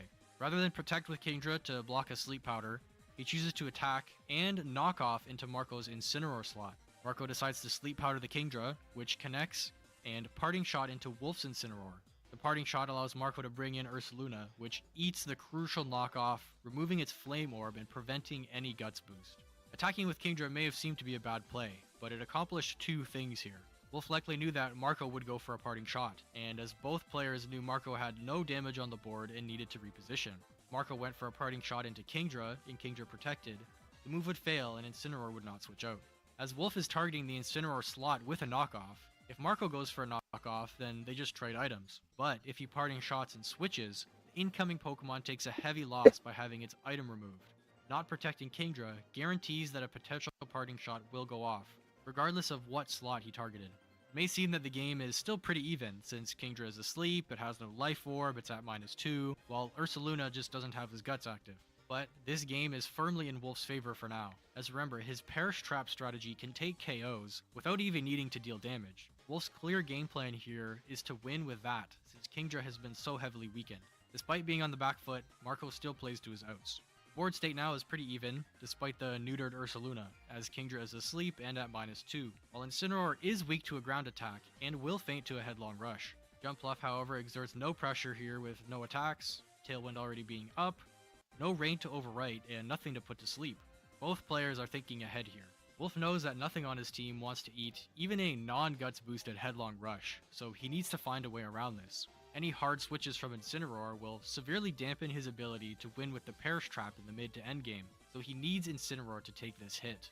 He decides to commit his Terastallization to Ghost, primarily to survive this ground type attack. Marco's Jumpluff switches into Porygon 2 to exert some offensive pressure and possibly set Trick Room after Tailwind ends. Gains an attack boost, which is not ideal. Wolf opts to keep Kingdra in to probably burn sleep turns or hopefully wake up. He targets the Jumpluff slot with another Draco Meteor. Getting a turn 1 wake, the Draco Meteor goes into Porygon 2, dealing pretty negligible damage. What may seem like a very weird play from Marco here, he Terras Ursaluna into Ghost, while targeting Incineroar with a headlong rush. The attack was expected, but the Terra may seem off kilter. Remember, both players know Wolf's main win con is Perish Trap, So if Wolf switches in Gothitelle here, Ursaluna will be stuck on the field with no guts and at -1 from a parting shot. Terastallizing Ghost here allows him to be immune to any shadow tag. Incineroar does live the headlong rush with the Terastallization at about 30% HP remaining, and he lands the parting shot into Ursaluna, bringing in Gothitelle. He would have locked both Porygon 2 and Ursaluna onto the field, but thanks to the Terastallization, Ursaluna isn't trapped. Kingdra is now at -4 special attack, so a switch out is almost guaranteed. What Wolf switches into though is what Marco needs to consider. Another switch into Incineroar will further weaken Ursaluna and give him fake out pressure, but bringing in Politoed will summon Rain and give Wolf access to the Perish Song that he wants to set up. Gothitelle also has fake out pressure this turn, but only into P2 since Ursaluna is a ghost type. P2 can threaten Trick Room as Tailwind expires, or try to double into the Kingdra slot to chunk whatever switches in. Wolf does indeed switch to Politoed, opting not to pile on Intimidates, as Ursaluna is able to switch out and reset them. Politoed comes in, eats a headlong rush, dealing just under 50%, making this a 3-hit knockout. Gothitelle does not use Fake Out, but opts to get more damage on Ursaluna. After 2 special defense drops from headlong rushes, this Psychic really chunks Ursaluna, dealing around 55%.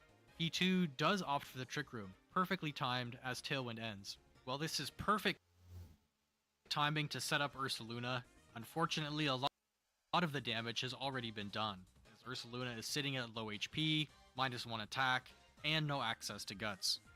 Looking at this turn, a double up from Marco would likely KO Politoed even after its leftovers recovery.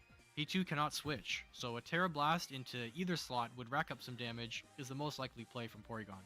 A double up into Politoed is also risky, as it could protect this turn to stall Trick Room turns and allow Gothitelle to finish off Ursaluna or chip whatever comes in. Switching Ursaluna into Incineroar may seem like a good play, to prevent any psychic damage into that slot and apply pressure with Fake Out and Knockoff. But with the Rain up, and Incineroar would be locked into Shadow Tag after switching in, Marco opts to keep Incineroar in the back for now. Not wanting to risk the protect from Politoed, he protects his own Ursaluna here, preventing it from being KO'd and allowing him to switch after the likely incoming Perish Song. We see Gothitelle does indeed target the Ursaluna slot with another Psychic, while P2 sends a Terra Blast into Politoed, dealing about 25% while Politoed sings his song. Dude, Protect This essentially seems like seals so Porygon 2's important. fate here. Like every No Pokemon should special have attack Protect just to move practically. back, and being locked on the field with Gothitelle, in just a few turns, P2 will faint to the Perish Song. At this point, Wolf has full command over the game. Marco's best option with P2 is to continue to just chip away with Terra Blast. He also needs to Is it the switch same for Ursaluna singles? out Like, is and having remove his Protect in knockoffs, singles try that to good? preserve it as it's his only win con. Wolf takes advantage of the control on the field by choosing to I switch imagine Politoed not, into right? Incineroar. This applies Fake Out pressure on the next turn, and keeps Marco locked down with Perish Song on the field, while intimidating Ursaluna if he stays in. Gothitelle does not need to protect this turn, so Wolf targets Ursaluna with another Psychic. Marco, however, switches Jump Left in to tank the hit, while Gothitelle eats a Terra Forgot Blast about my from tea. Porygon 2, again, just dealing some chip damage. With Marco really on the back foot, he knows his only chance at winning this game is getting Ursaluna in and racking up damage. With an almost guaranteed Fake Out into P2 from Incineroar, he targets his own Jump Bluff with an Ice Beam, hoping to guarantee it goes down for a free switch into Ursaluna, while Jump Bluff clicks Rage Powder to ensure Gothitelle attacks it if it goes for an attack. Incineroar does indeed Fake Out the P2, while Wolf decides to keep up damage pressure to try and close out the game. Gothitelle goes for Psychic and finishes off Jump Bluff. Marco brings in Incineroar on this turn rather than Ursaluna. P2 goes down this turn to Perish Song, while Wolf's Incineroar protects. Gothitelle attacks, to ensure that it goes down to the Perish Song, allowing Wolf to switch in Kingdra as both Trick Room and Rain expire. With Kingdra and Incineroar on the board, Wolf can easily switch Politoed here on Incineroar's slot. He opts to use Weather Ball into Ursaluna, rather than risk a Muddy Water miss.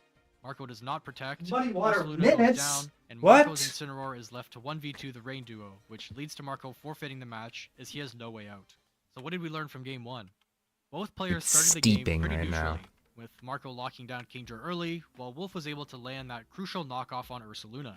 Wolf, as he often does, was able to perfectly capitalize on the lead he gained, and he really had this game locked Makes down me from want to that play point out. Pokemon, In bruh. this tournament, these players Bruh. have played 3 games against each other. Makes me want to play and Marco was Pokemon. down 0-3. The situation may feel hopeless for him, as each game he's played differently That's and the brought boat different leaving, Pokemon, right? and he Maybe a hasn't little picked up a bit. win yet. Wolf has also brought the exact same 4 Pokemon to each game, so he clearly knows what he needs to do to win. After reflecting on their first set, Marco also knows exactly what he needs to do. Recognizing that if Ursaluna can get his guts online, he has a real shot at winning. And Kingdra also got a turn 1 wake from its sleep last match. If he can get even one more sleep turn and keep Ursaluna healthy, he can win. Both players bring the same 4 Pokemon to the next game.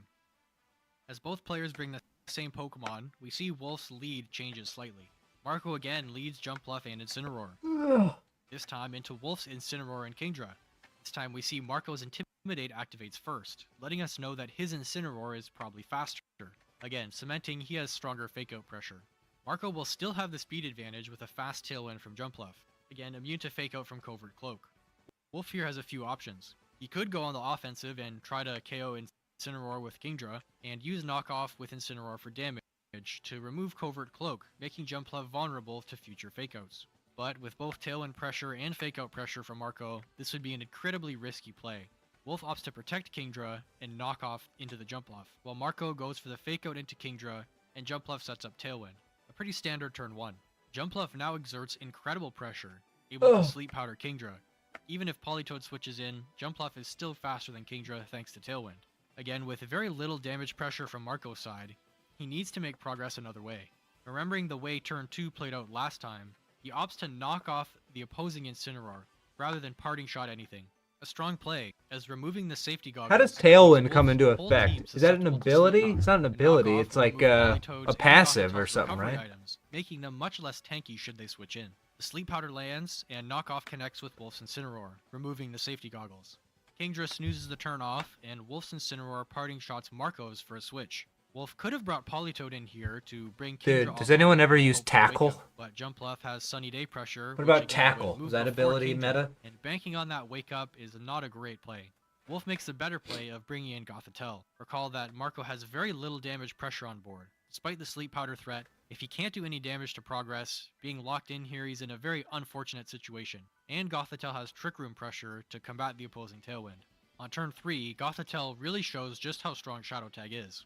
Marco is completely locked on the board and cannot switch, while having very little offensive pressure.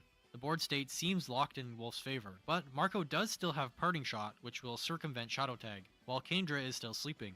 Gothitelle's Fake Out here can hit either target, preventing any Parting Shot or preventing a Sleep Powder. Marco needs to switch to bring in damage this turn to have a shot at the game. Despite Wolf's Fake Out pressure into Incineroar to prevent that, the threat of Terra Ghost Incineroar and a Sleep Powder is too much for Wolf to ignore. Wolf decides to Fake Out the Jumpluff to prevent any Sleep Powders, while Kingdra burns its second turn of sleep. Marco goes for a self-targeting Parting Shot to guarantee that a Protect from either opponent won't stop this switch-in. Jumpluff, without any attacks, doesn't mind the stat drops. This is the perfect opportunity to bring Ursaluna in and get Guts active. With Guts online, this game is now strongly in Marco's favor. He has the speed advantage. Because is the passive, it's whoever the last Pokemon switched in and is? a Sleep Powder that can hit anything on Wolf's team, as well as a fast Sunny Day to overwrite any possible Politoed switch in. Wolf, on the other hand, needs to make smart defensive pivots to stall out the speed advantage and reduce Ursaluna's damage with Intimidate and a good Terastallization. Facade from Ursaluna is tempting, as it will one-hit anything on Wolf's side, but with every one of Wolf's Pokemon having access to Protect, using a single target attack is much more risky. Marco opts for Earthquake to hit both opponents. Jumpluff could go for a Sleep Powder to lock down Wolf even more, but there is a better play. Marco goes for Sunny Day. Despite there being nothing He's in a Christmas spirit, bank these nuts. No rain, this accomplishes 3 things. One is it covers for the Politoed switch-in. If Politoed comes in and triggers Drizzle, Jumpluff will move first, using Sunny Day to remove the rain right away. Moving the rain will reduce Kingdra's water damage. I think Tauren are the coolest race, to be honest. Jumpluff's Chlorophyll, making it by far the fastest Pokemon on the field.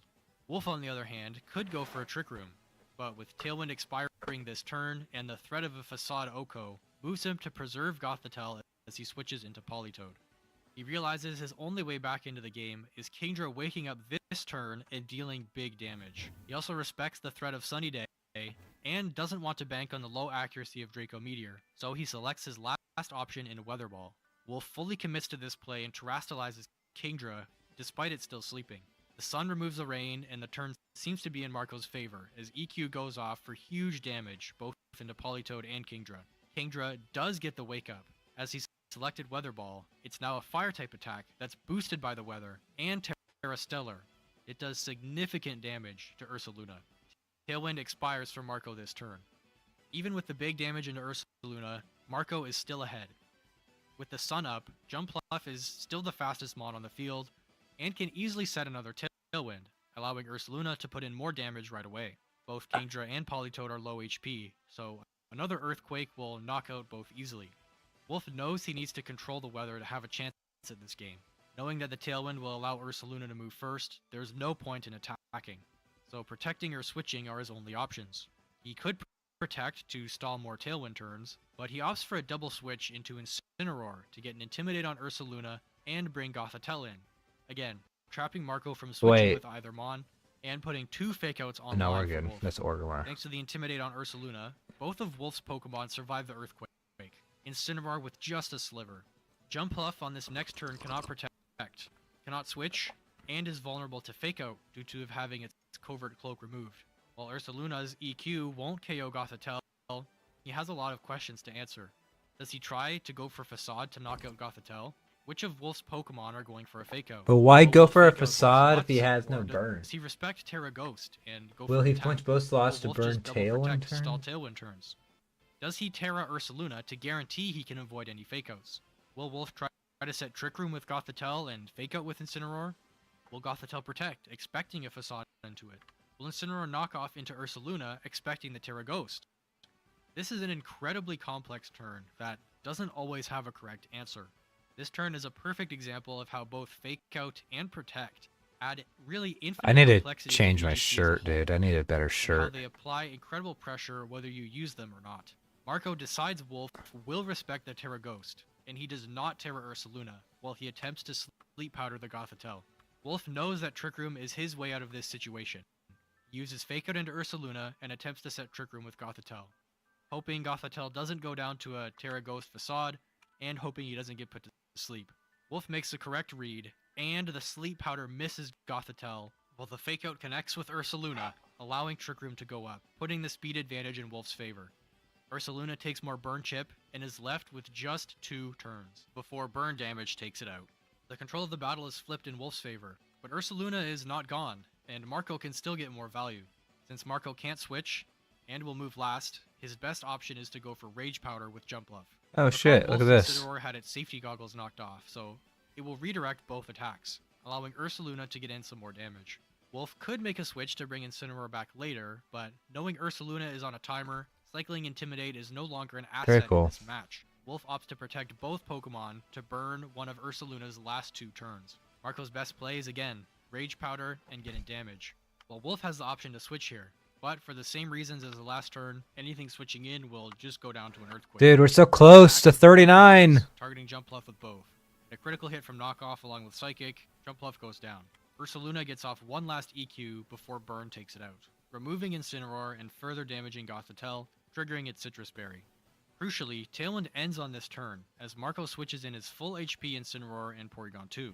P2 again gets an attack boost. While all of Wolf's Mons are 30% HP or less, with Trick Room up, Kingdra switching in with the Rain would be detrimental, so Politoed comes in. Shadow Tag also provides no more value as Marco can't switch anymore. The speed tiers of these 4 Pokemon on the field are still unconfirmed, although Marco's Incineroar is likely the fastest since it outspeeds Wolf's Incineroar.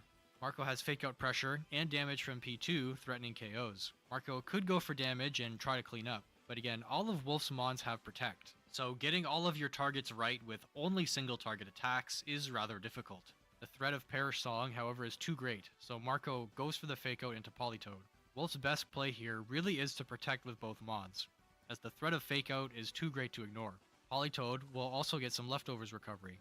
Marco with the Fake Out pressure guarantees Trick Room can be reversed, as he uses it with P2, giving him the speed advantage, at least with Incineroar for this next turn. Even if Wolf did attack here, I played this level for almost 4 hours. Fuck, dude. On this next turn, 4 Politoed hours does on have 38 to so if it's 39. faster than Marco's Pokemon, this could Encore lock Incineroar into Fake Out, or make P2 lock in Trick Room. Either of these would be a difficult situation to get out of.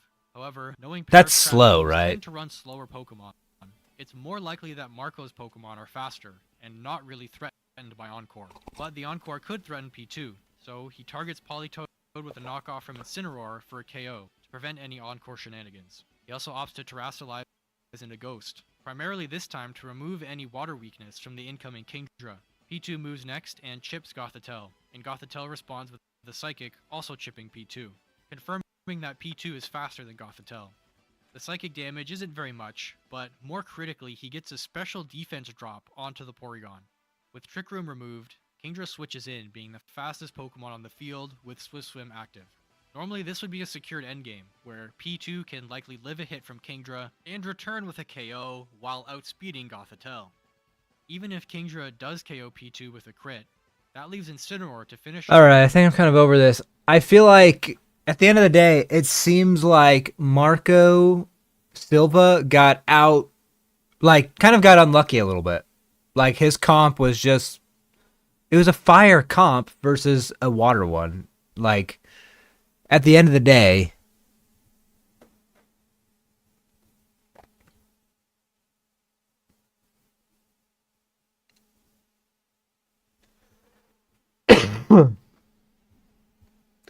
I want to see Ruby, Sapphire, Emerald Pokemon Tournament.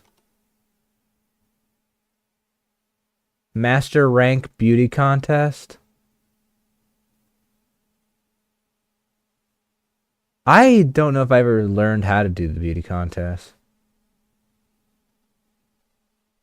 I don't want to see...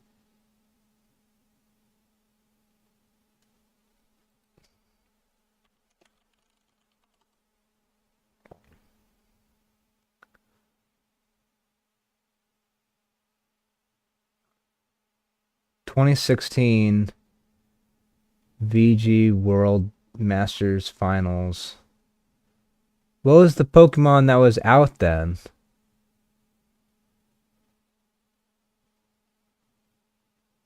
Is Wolf again? Dude, Wolf is like a freaking beast, apparently.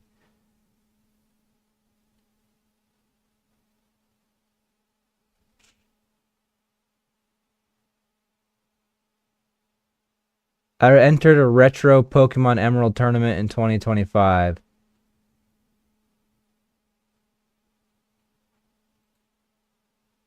It's no secret that I'm a huge fan of the older Pokemon games, especially Generation 3. I've played these games in various different ways, gone into the nitty-gritty of them, but never really battled much in Generation 3. You see, when Gen 3 first came out, I was a kid, and although I did enter an official Generation 3 tournament in 2006 for the Journey Across America tour, I lost early on to a Mewtwo that just wouldn't miss its blizzards against what I thought was my ultimate Generation 3 team.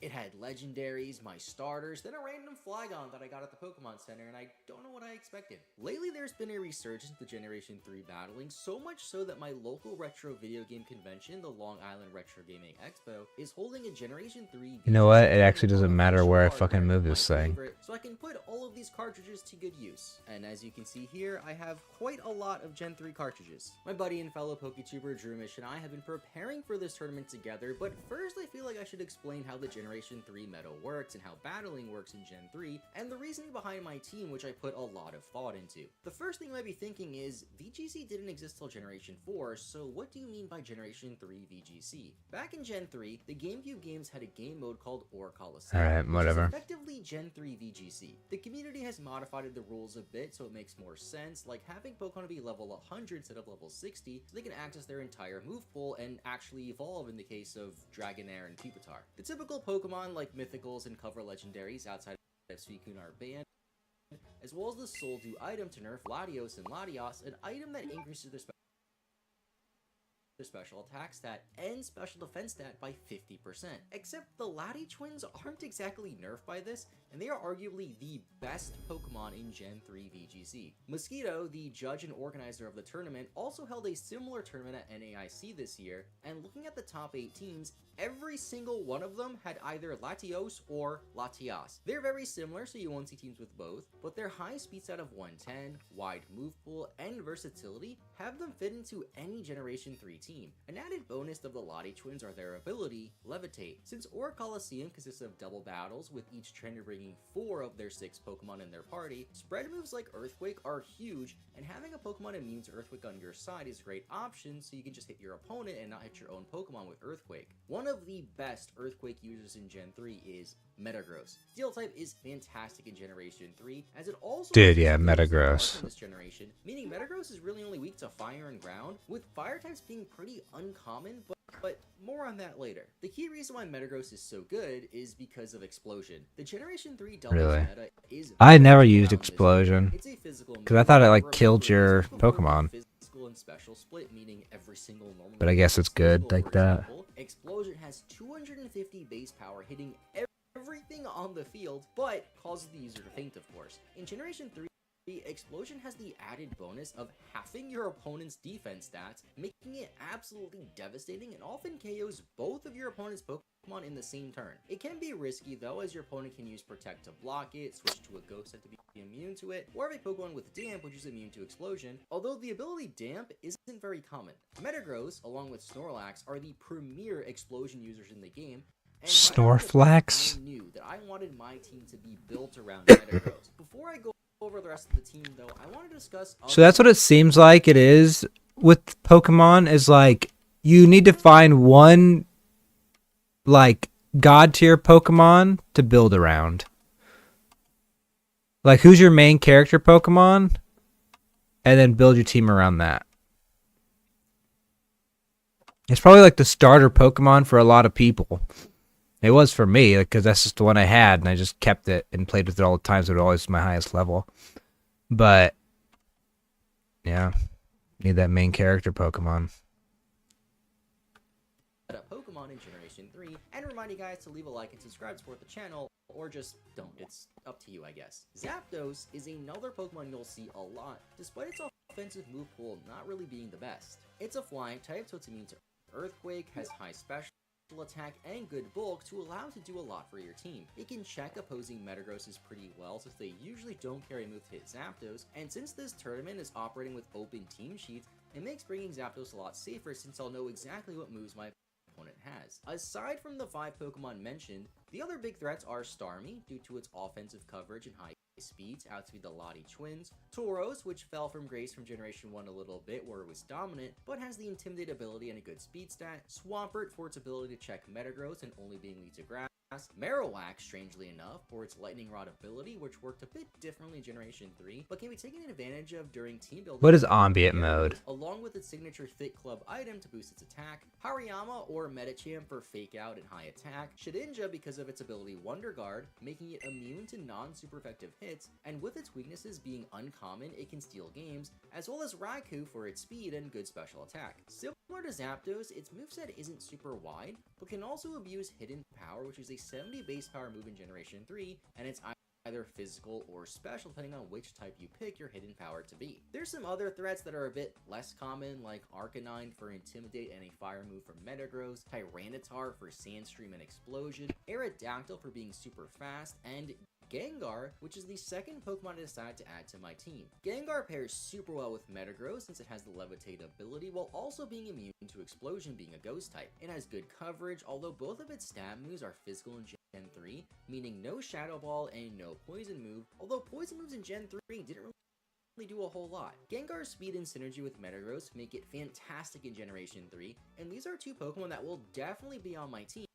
We just have to fill out the remaining 4 Pokemon. I want my team to be unique. I don't want to use a Lottie and want to avoid using a team full of just the top 10 Pokemon or so. Here's the first draft of my team, which is a bit too crazy. First was a choice band in Metagross to boost its attack at the expense of only being able to go for a single move. Next was Gengar with a Bright Powder, since you can't repeat items Generation 3, and also Gen 3 doesn't really have that many good held items. Those 2 sets were the same sets used by the winning team at NAIC. Then I got a bit crazy for the next 4. I went with Aerodactyl to one-shot Zapdos and outspeed the Lottie twins, Kangaskhan as a faster fake-out user, as many fake-out users are slow, with the Salic Berry. Generation 3 has some different mechanics than modern Pokemon, and when it comes to berries, they're used at the end of the turn, rather than being used as soon as they're usable, which makes some berries a bit worse, and it's important to keep in mind as you can play around healing berries like this by double targeting a Pokemon. I then had a Swampert to mainly check Zapdos as well as Metagross, and I also feel like Swampert can be a huge huge threat only being weak to grass, with there not really being a great grass-type Pokemon or even grass-type moves outside of Hidden Power Grass. Then, the last Pokemon was a Pokemon that really caught my eye, and actually has a pretty solid place in Ore Coliseum. It's not Zapdos, but its brother, Moltres. My set was a bit jank, but being able to outspeed Moltres, dude. Remember the Lugia movie? Pokemon 2000 or whatever? Dude, that shit was so fire. Notice that my main philosophy with this team was to counter the big threats, mainly Metagross, Zapdos, and the Lottie twins, as I'm betting that most teams, if not all, will have at least 2 of those 3 Okay, what's Pokemon Lottie, though? probably be built around a core of those Pokemon. I then tested this team out against Drumish, and Drumish's teams weren't conventional to say the least. They used a Glalie at points because it had Explosion and Inner Focus to be immune to Fake Out, a Grumpig for some reason, and it started to become really clear to me that I overprepared for a few specific meta Pokemon, rather than just focusing on a good team that synergizes well against any team, with some lenience towards the big meta threats, as if I face a team like Drumish's, I'm just gonna lose. So I went back to the drawing board, or whiteboard. I definitely want to keep Metagross and Gengar, but was unsure about their sets, especially Metagross with the Choice Band, as I don't really like being locked into a single move. I want to try a bulkier Metagross variant with leftovers, and test a few Pokemon to counter the meta. And surprisingly, the Pokemon I came across that looked good to counter the meta was Jinx.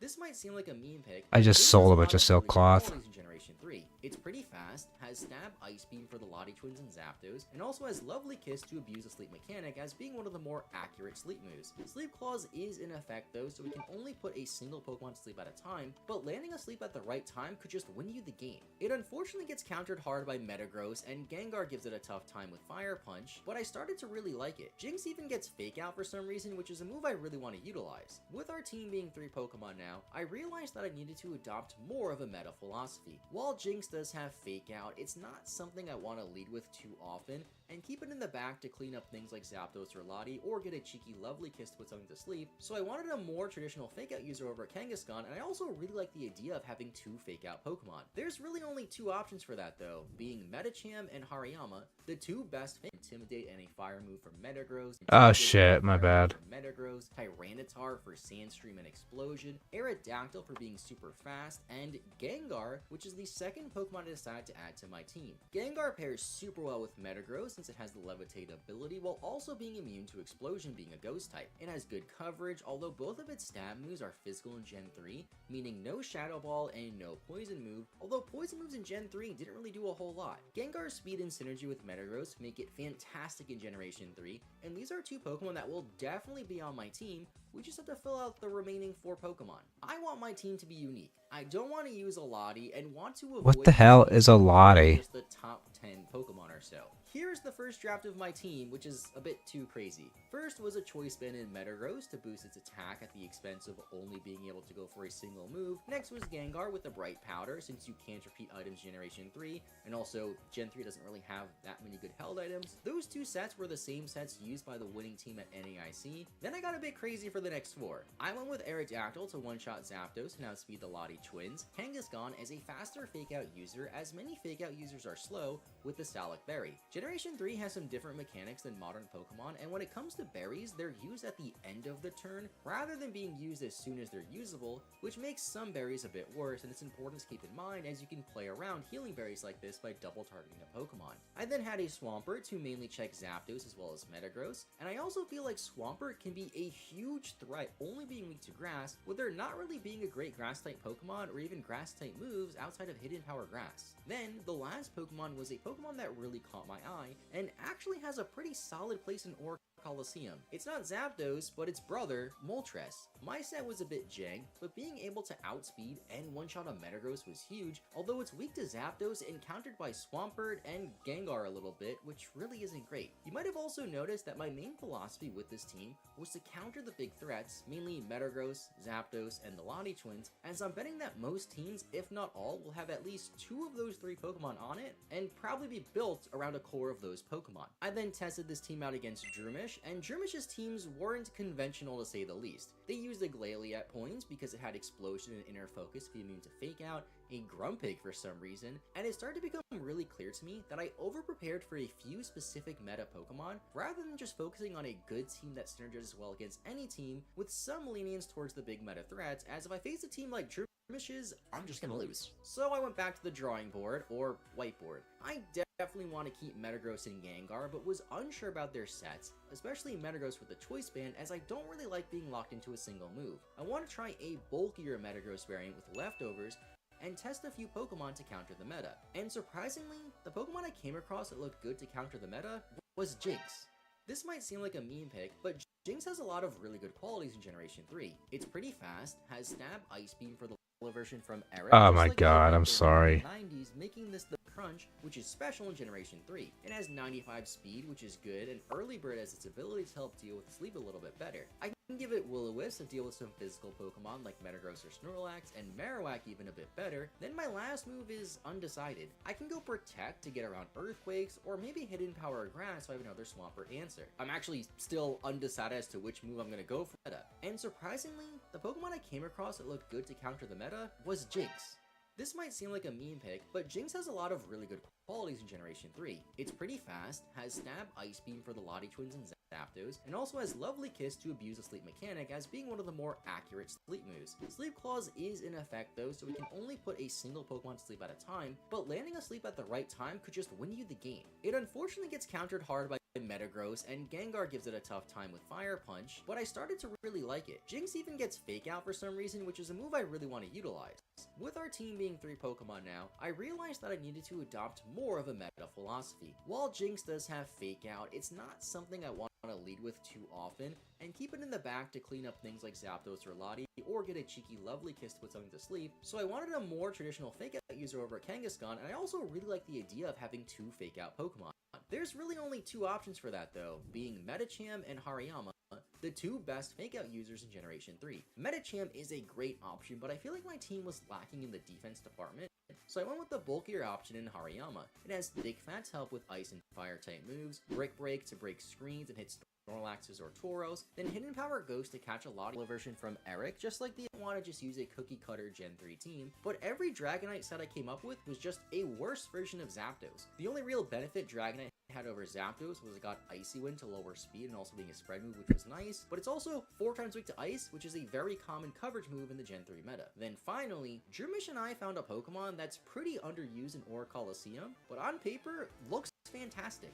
Houndoom, coincidentally a Pokemon that I talk about all the time. Dark and Fire hit many of the top Pokemon for super effective damage, and Houndoom gets stabbed with both Flamethrower and Crunch, which is special in Generation 3. It has 95 speed, which is good, and Early Bird has its ability to help deal with sleep a little bit better. I can give it Will-O-Wisp to deal with some physical Pokemon like Metagross or Snorlax, and Marowak even a bit better. Then my last move is undecided. I can go Protect to get around Earthquakes, or maybe Hidden Power Grass so I have another Swampert answer. I'm actually still undecided as to which move I'm going to go for, so I guess before the tournament I'll just figure it out when filling out my team sheet. I put a lot of thought into this team, and testing was rather limited since there really wasn't an easy way to test this meta outside of just playing against Droomish, and let's see how far we can make it in this event. I honestly have no idea what to expect as well. I think some people might just wait on a win with whatever Pokemon team they have in their game, as the Long Island Retro Gaming Expo also hosts various other Pokemon events. We leveled up! In this video, Woo woo! 39!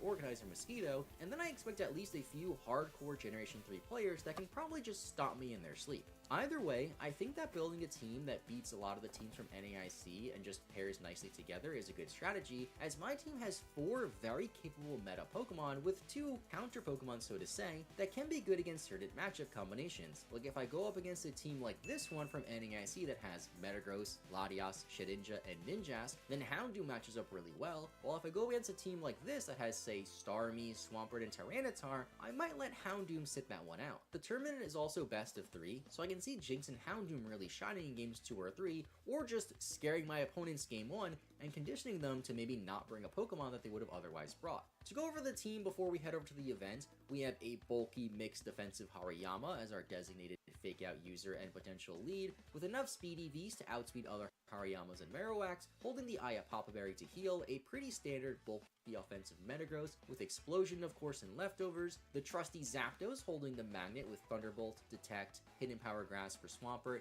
and Thunderwave for speed control, Gengar holding the bright power to cause some cheese, making my opponent to miss some moves maybe, with some good coverage moves and explosion. Then our 2 wild cards starting with Jinx, timid nature to be as fast as possible, holding the Never Melt Ice, to ensure Ice Beam knocks out threats like Zapdos, the Lottie Twins, or some lesser threats like Salamence, which we might see, with Psychic and Fake Out because why not, as well as Lovely Kiss in case we're in a pinch, then my trusty Houndoom holding the Charcoal to help Flamethrower knock out opposing Metagrosses, Crunch for the Lottie Twins which have a hard time dealing with Houndoom being a Dark type, Will-O-Wisp to hit physical threats, then either Protect or Hidden Power Grass to have another out for Swampert, as if I sat down against this team and had Swampert on my team, I would definitely want to bring it. Now it's time to head on over to the convention where we'll be participating in a few other cool retro events, so I'll see you over there.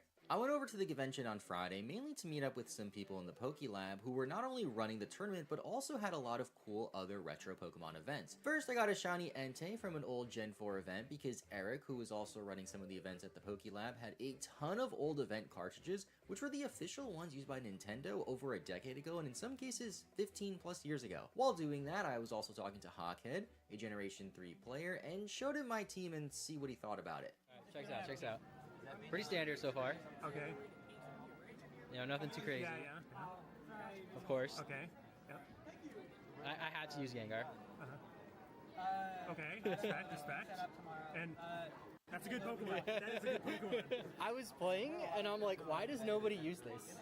On Saturday before the tournament, they had a Black and White 2 FunFest meetup planned, but before that, I was talking to Alfu, who showed me something else in Black and White 2 that I didn't even know was in the game. You need 2 people with eggs, and you play this weird minigame that's in 3D and has pretty good graphics for the DS. You bounce your eggs around, and then if you land on the pink part, you get a berry, and you can also trade eggs with the other person this way. That was another thing I really enjoyed about LI Retro, was just seeing other Pokemon fans get excited about these niche things you can find in Pokemon games and only do in person with other people, and this convention was perfect for that. Then the next day I went back to the con with Droomish, and Mosquito helped me get a Celebi from the Japanese version of Pokemon Coliseum into my copy of Fire Red, the same copy I plan on 100%ing. That'll take a while because I plan on doing far more than just completing the decks in that game. I also got a Mew in yellow version from Eric, just like the event they ran in the 90s, making this the most legit way to get Mew in my opinion, unless you count glitches as more legit. Then we went on to the FunFest meetup, and I plan on making a short about that, but basically we tried to get a medal in Black and White 2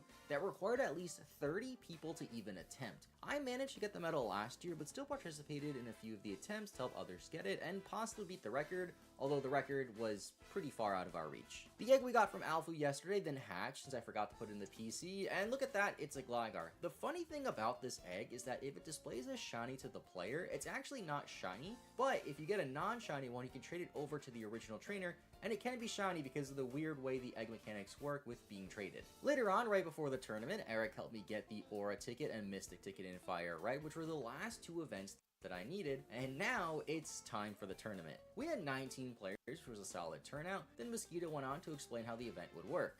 Before we start, I just have quite a few administrative things to go over. We are playing Swiss rounds. This means that you will have an opportunity to play every single round of the Swiss version. Whether you win or lose, you get to play on the next one, and you'll keep pairing against other players until the Swiss portion is done. The top 8 players from the Swiss portion make a single elimination top 5 bracket. And then that will be, if you lose, then you're eliminated. But if you cannot make the top 8, you'll be done for the day. That is the structure, and we're going to be doing best of 1 open team sheets. Open team sheets means that you will get to see your opponent's moves, their Pokemon, their held items, their hidden power types.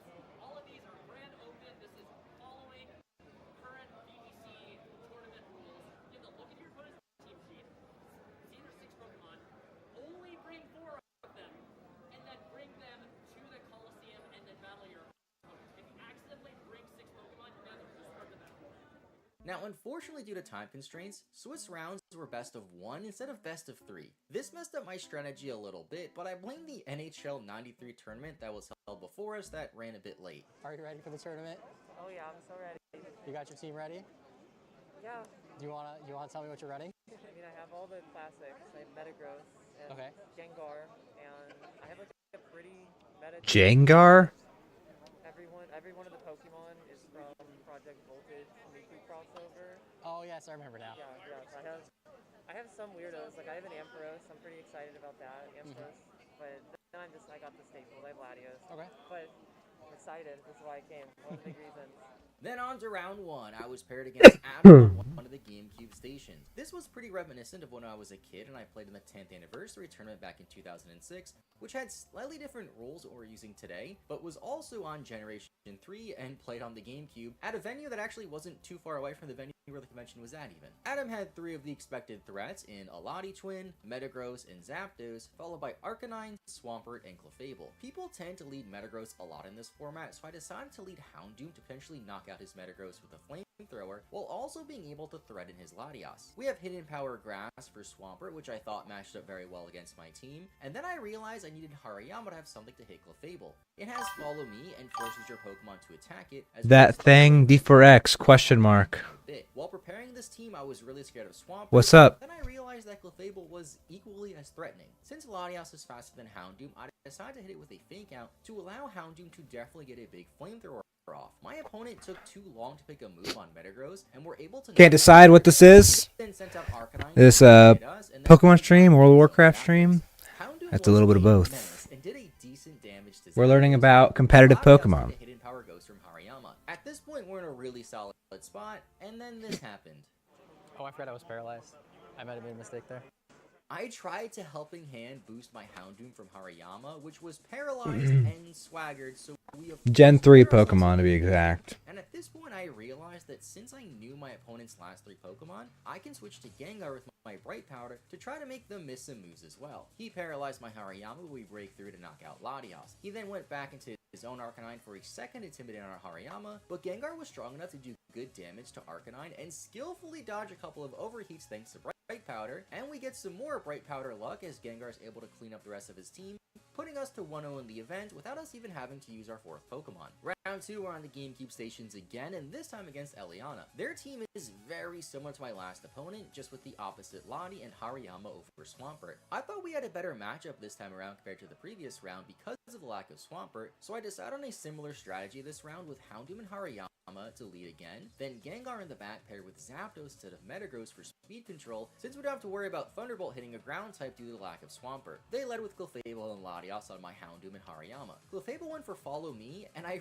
realized how much of an issue this was for my team. It meant Latios was free to do big damage to my team, forcing us to hit the Clefable and not the Latios, but at least it couldn't hit Houndoom all that hard. Hariyama went down very early on, so I went to Gengar, which was another mistake. I should have went to Zapdos, try to paralyze the Clefable that was giving me so much trouble spamming Follow Me, but at least we know now. Once we're finally able to knock out the Clefable a few turns later, I learned that Follow Me stays in play even after the Clefable gets knocked out, which then forces us to target the incoming Zapdos instead of the Latios. And yeah, we just got outplayed that round. I was really not prepared for Clefable, and we fall to 1-1.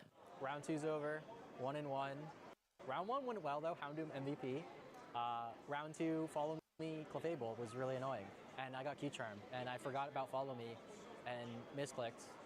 But it was a close game, 1-1. We could still make top 8, and it's also best of 1. I thought it was best of 3, but I guess because of time, they changed it to best of 1. So my idea of surprise people with Jinx and Houndoom isn't as nice because there's no game 2 and 3, but also every single person is like, wow, Jinx and Houndoom are really scary. So on to round 3. Now for round 3, and this was a fun one. I saw my opponent had Tyranitar, which made things a bit awkward for my team. I thought he would lead with Tyranitar paired with either Swampert or Metagross because they can do well into my team and also be immune to the Sandstream that Tyranitar would set up. Just to see that he led with Metagross and Gengar, a very good option into just about any team in Generation 3. It's also 2 Pokemon that I really want to lead with heading into this tournament, but I have yet to do so. This match was actually really fun, and we were talking the whole time, so we can do some live gameplay for this round.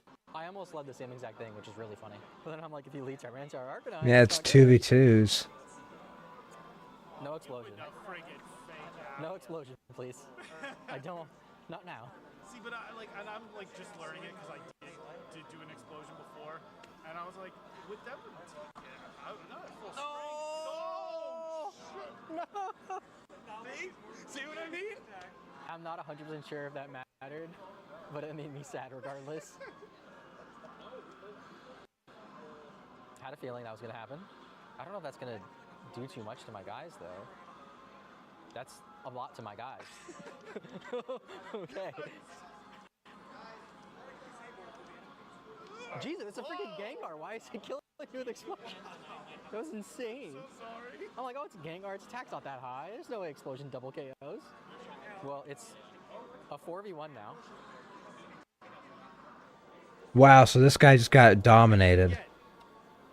We did this in the last match. Just send out Tyranitar, then Earthquake yourself? Yep. Well, I had to.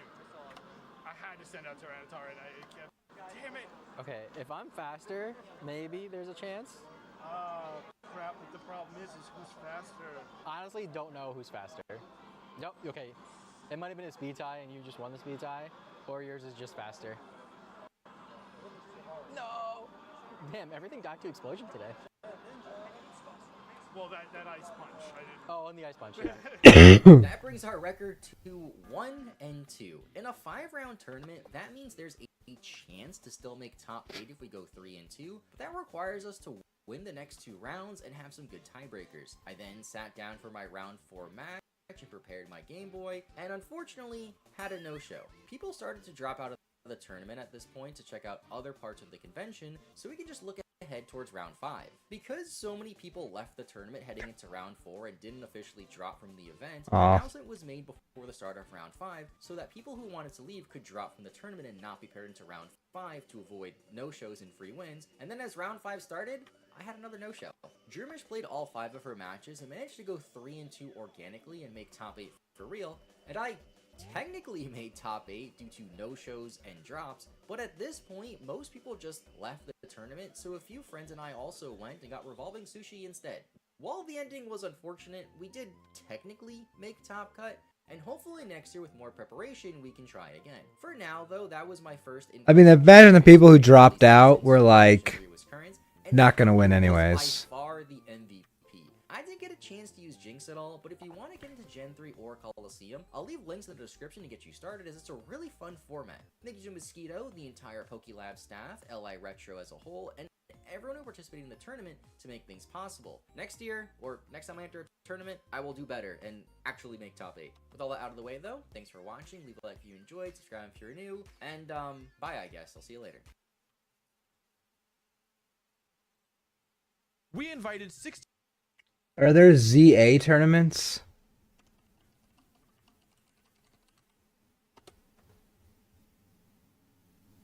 Oh, I competed in Pokemon Legends ZA tournament. Oh shit. Oh dang. Welcome to the Pokemon Legends ZA Tournament, where 4 Poketubers will battle it out in a double elimination bracket to determine who is the best in the new battle mechanic.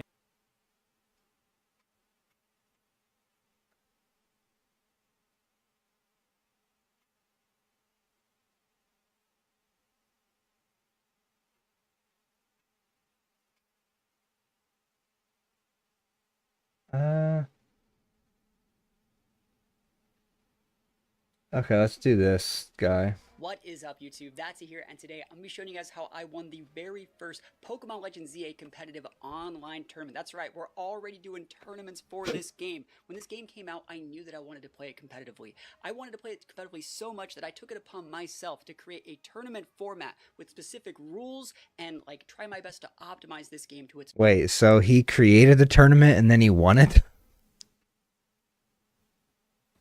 fullest extent. I want you guys to let me know in the comments though. Do you guys think this game is better built as like a 4-player free-for-all or like a single-player 1v1 battle option? Because you actually can run both for tournaments. Let me know what you would be most excited to play in, which one you would be most excited to watch in the comments.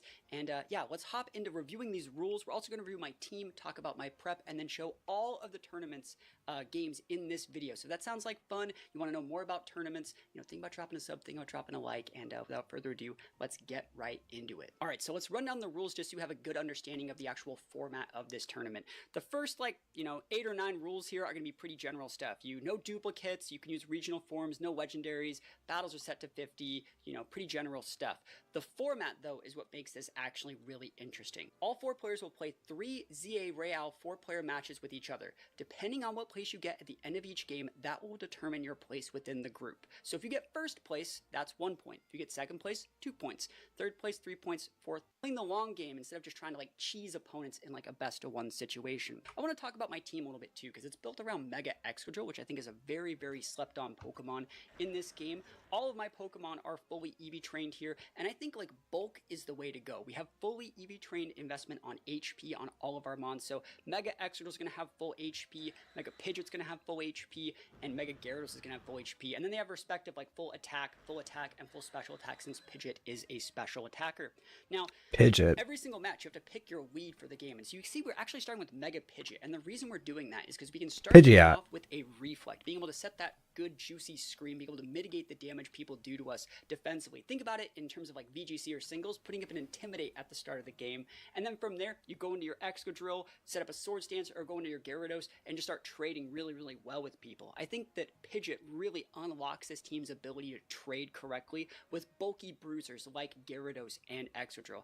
This team is a ton of fun, and I'm very, very like pleasantly surprised with how strong Mega Pidgeot is, reflex strong, and those good zoning moves that we've been talking about like Hurricane, Heat Wave, Air Slash, really, really good stuff. Like there's a lot of mons like Heracross and Chestnut that do really good damage to our Excadrill, and Hurricane and Air Slash and Heat Wave are great for like peeling those guys off of our mons. So that being said, we're going to hop into the games right now, and if you guys have any questions about tournaments, you want to know more about tournaments, maybe enter some of these, let me know in the comments below. Leave a like, leave a sub on the video, and yeah, let's hop into the games and show you guys how the tournament actually went. All right.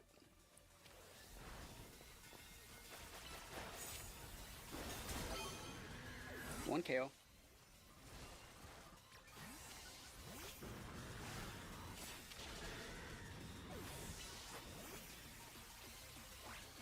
He's gonna get away.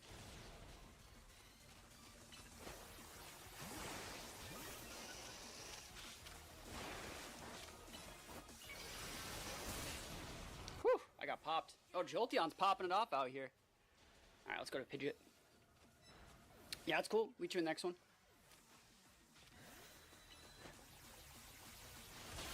Cool, we're back on deck. Mega Pidgeot out here. Mega Pidgeot, mega popping it off. That Jolteon is scary though, right?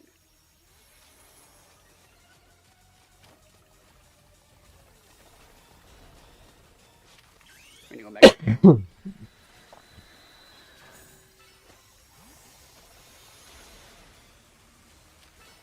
Let's go. Dude, I'm not gonna lie. I can barely understand what's happening here. Perfect. Mega Pidgeot busted.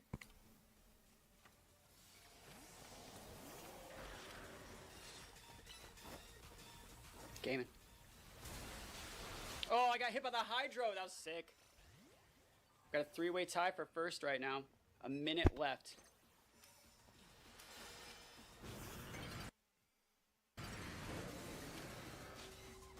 This is not the best spot for our hero. I'm gonna wait my cards out here.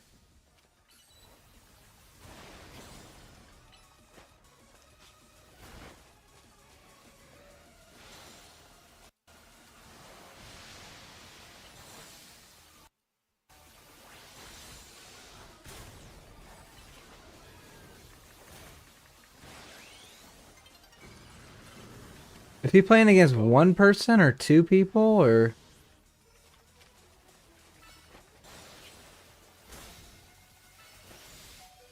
Oh, sick. I'm frozen, bro.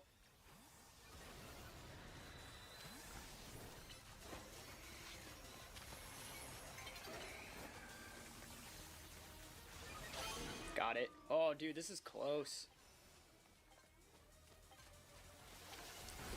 Last second. Who's getting first in the first game? This is a really close one. Really, really close. We're all pretty evenly matched, too, I think. I think this is going to be pretty good. All right, so we got 2 first places and a third and a fourth. So the way it works is I got first, Jay got first, and then who got third and who got fourth. These are our scores after round 1, and we're getting it for game 2. Dude, Mega Pidgeot, man. This is great. I love it. I gotta respect that Jolteon a little bit. That Jolteon is some scary stuff. Alright, this is a cool map for Gyarados. I think all of us have a pocket Gyarados, I think. Pidgeot about to be popping it off, though. Alright, you see I'm locked in here. Of course, they start me out next to Jolteon. So put up Reflect first with Pidgeot. I think that's super important to get those Reflex up early. I don't want to go fight that guy just yet. I'm guessing Reflect just stays up all the time. Oh, no thanks, bro. No, I'm good. I'm good. I'm good. I'm good. We're good. I feel like Reflect is like a necessary for all. I got popped by an electric attack. You got me. You tricked me, bro. We'll go pitch it here. Put it on the Reflect.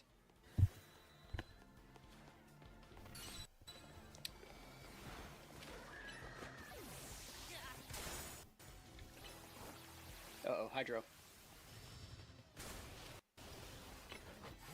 Good swap out. What do the 1v1s look like? It's really what I want to see. We swap. I'm at 1, dude. I was like actually at 1. That's nuts.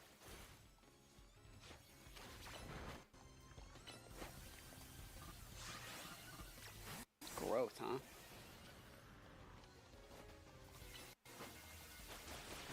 Bullet seed busted. Got it. We're on board. BDB.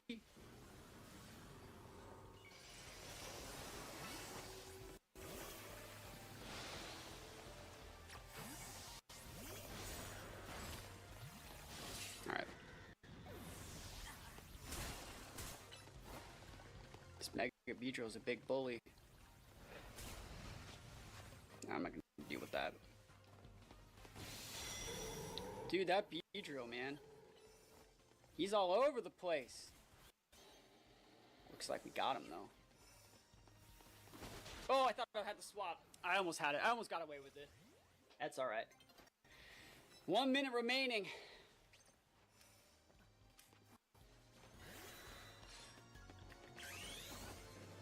Let's go Pidgeot.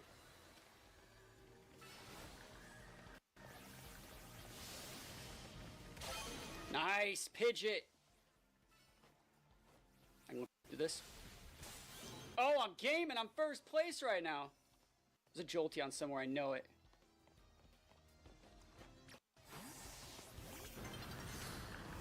No, not Jolteon. Just leave, bro. Dude, I'm just gonna dip. I'm just weaving.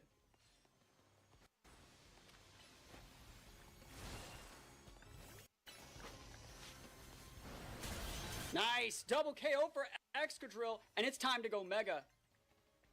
Just kidding. I already went Mega. I wish I could go Mega. Let's go. I think I got that one. I think I'm first place for this one. Let's go.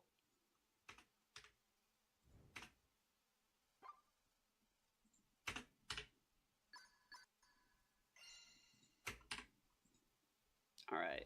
If I get last, I think someone could still, like, I think standard VR could still come in and get it. Let's go into the last game. I like my Mega Pidgeot tech, dude. It's working. Mega Pidgeot is so good. But Mega Excadrill's our homie. Like, Mega Excadrill's our final guy. So here's the last map, the plus map. I think we played on every single map, too. That's actually really cool. Pidgeot popping it off, being able to go for those reflex early. And let's start things off. Aqua Ring is so good. Oh god. Dude, it's not looking good for your boy out here. For Ralgator pivot, alright. I mean, what stops them from teaming up on each other? Like, I need to get out of here. I feel like I would just be... Got it. Oh, we're on board. Like, he should be getting teamed up on right now. We are on the field. You can't get me, bro. You can't get me. I'm Excadrill. I'm the king. I don't want to fight that, though. I don't want to fight any of these guys. And you already have Megas up. I'm in the middle of the map. Shouldn't be here. Downbeat. Excadrill gaming. Don't die, Excadrill. Pivot out to Gyarados. Perfection.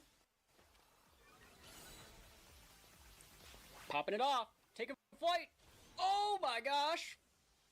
From the top rope. Let's go Mega. Okay. You can take out this Jolteon. Taking out Jolteon. Protect on cooldown.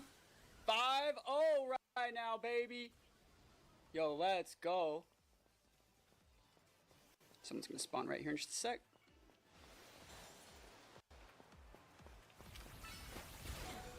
I'm gaming. Alright, I finally died. Cool.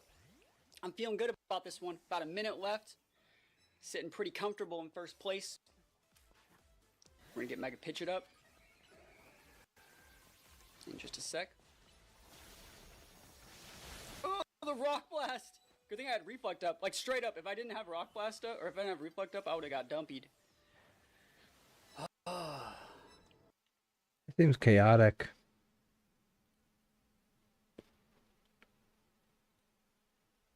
Welcome to the Pokemon Legends ZA Tournament, where 4 Poketubers will battle it out in a double elimination bracket to determine who is the best in the new battle mechanic. But first, they will face off in 3 free-for-all matches. For every battle, each player will be awarded points depending on their placing, ranging from 1st to 4th. At the end of the 3 battles, the points will be tallied up to determine the seeding of the tournament. Let the games begin. All right, Legends ZA Tournament, Frank, Rich, me, and Vinny. Let's dive in, boys. All right, let's do it, boys. Here we go, everyone. Ooh, Gengar.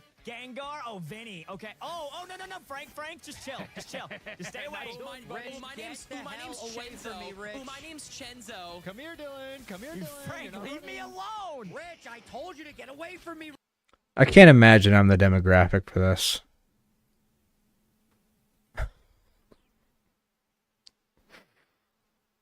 Rich. Wow, Jesus!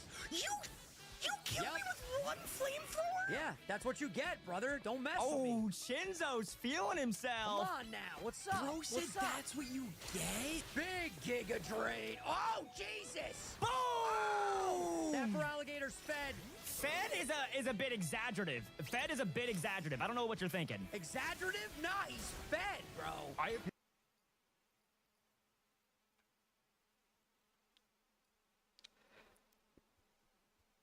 Yeah.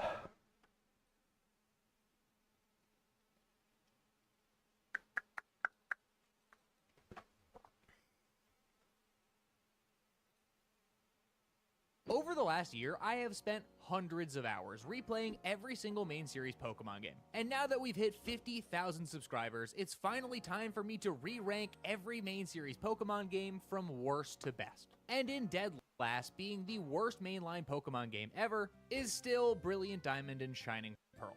How could you do this to us again?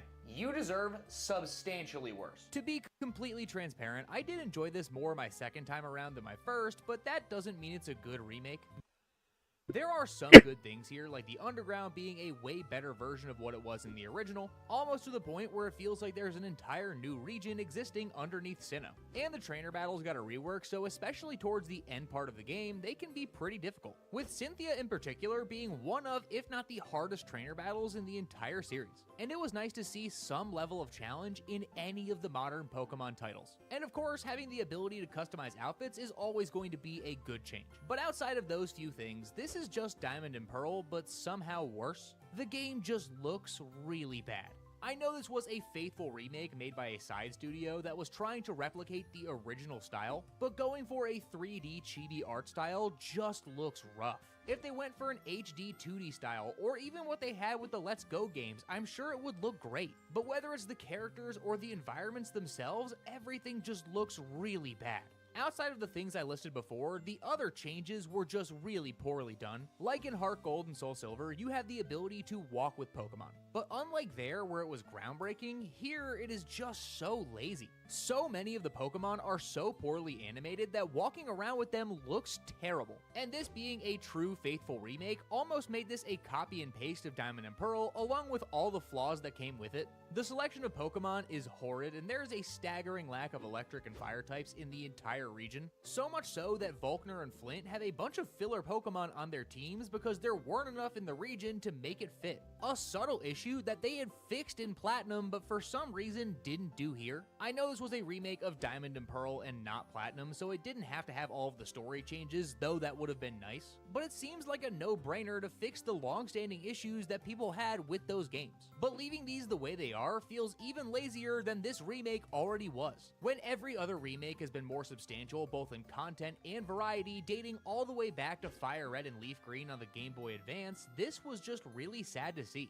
It was just a great way to cash in on the nostalgia that I and a lot of people were feeling towards Sinnoh at the time. And it was a safe way for them to hedge their bets with Arceus coming out shortly after. But after replaying every single game in the series, this is still the worst. Pokemon Let's Go Eevee and Pikachu are not bad games, and in a lot of ways, they are far from it. But they are also way too simple to enjoy for anybody who's been a fan of the series for longer than a year. This was designed to be a great pipeline for people who had not played the series in a while to get back into it. So a lot of the features that were added in earlier entries like abilities, wild Pokemon battles, and held items got removed. And some new things like the Pokemon Go style catching mechanic were added in their place. Now I have no problem for Pokemon using this as a way to bring in new fans because honestly it's a good idea. It somewhat retells the original story from Red, Blue, and Yellow, but this time it has a lot of changes like new protagonists, which to be fair, are a lot worse, but end up still being fine enough. And along your journey, you get to see older versions of characters from the original games. You get to retrace the journey of the original titles, all while getting the most visually impressive Pokemon I don't game want of to talk all that. time.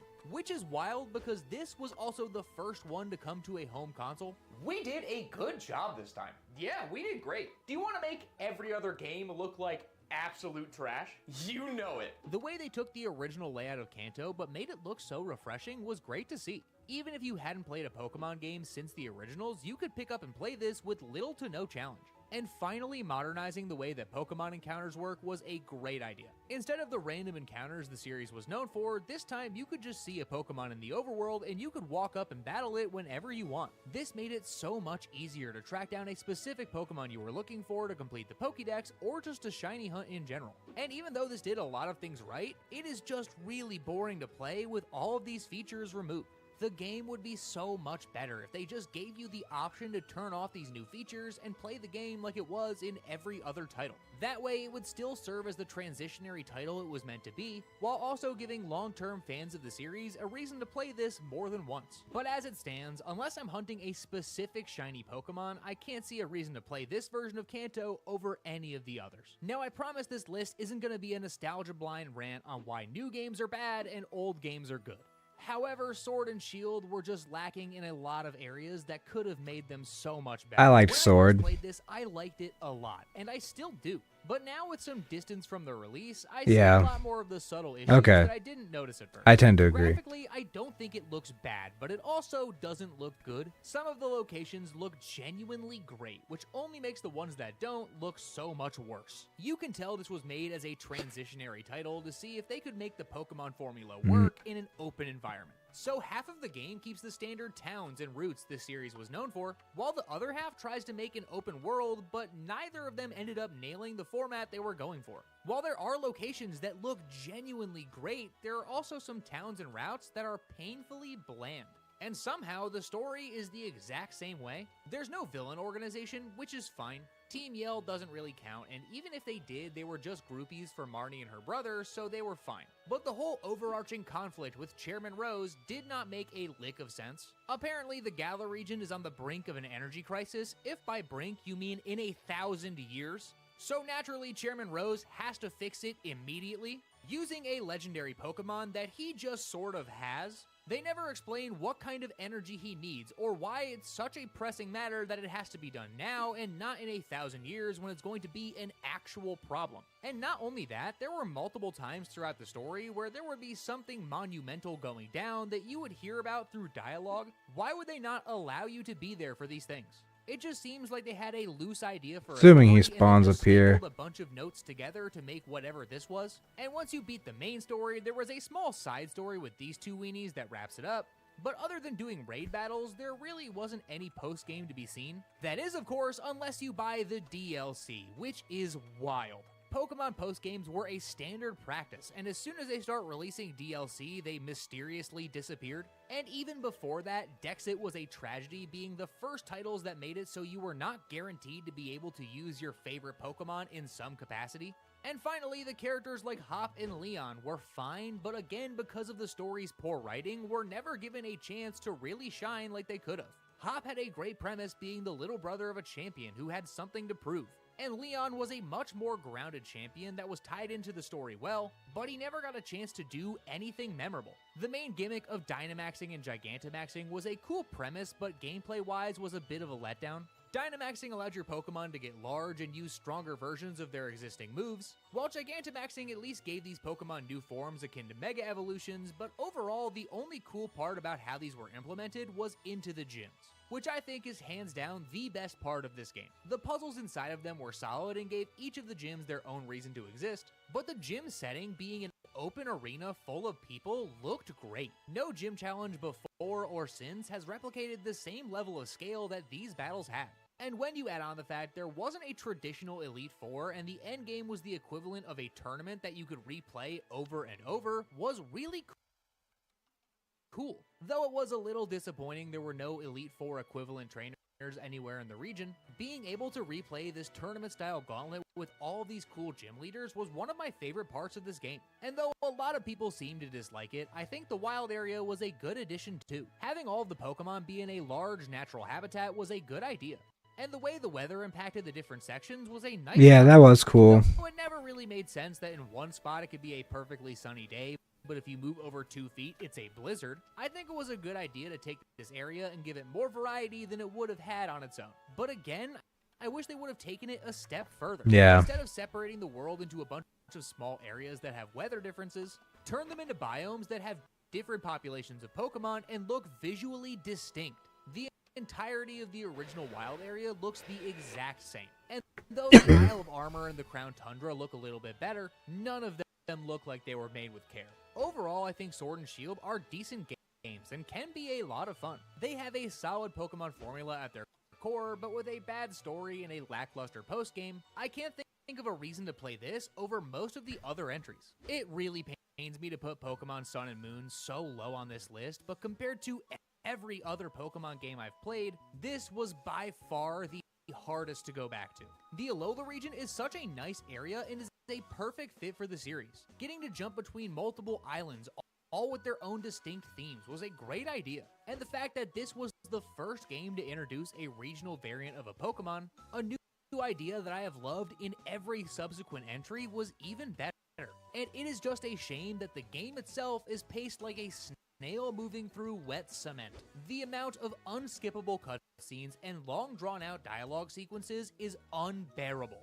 Watching Hao or any of the trial captains speak for minutes on end without saying anything of substance was honestly impressive. Though outside of the pacing issues, I never the played story this was one. good, it ended up being really good. Whether it was the Aether Foundation researching wormholes or Team Skull taking over towns because its members failed the island challenge, both parties helped make a story that was already good be told even better. And it's just a shame that getting this far in the game takes a lot of patience. Outside of the regional variants, of course, the standard Pokédex was pretty solid. Most of the new Pokemon really leaned into the island theme they were going for, and I really like that. But didn't they introduce Komala in this region? Never mind, this is the worst one. Bring it back.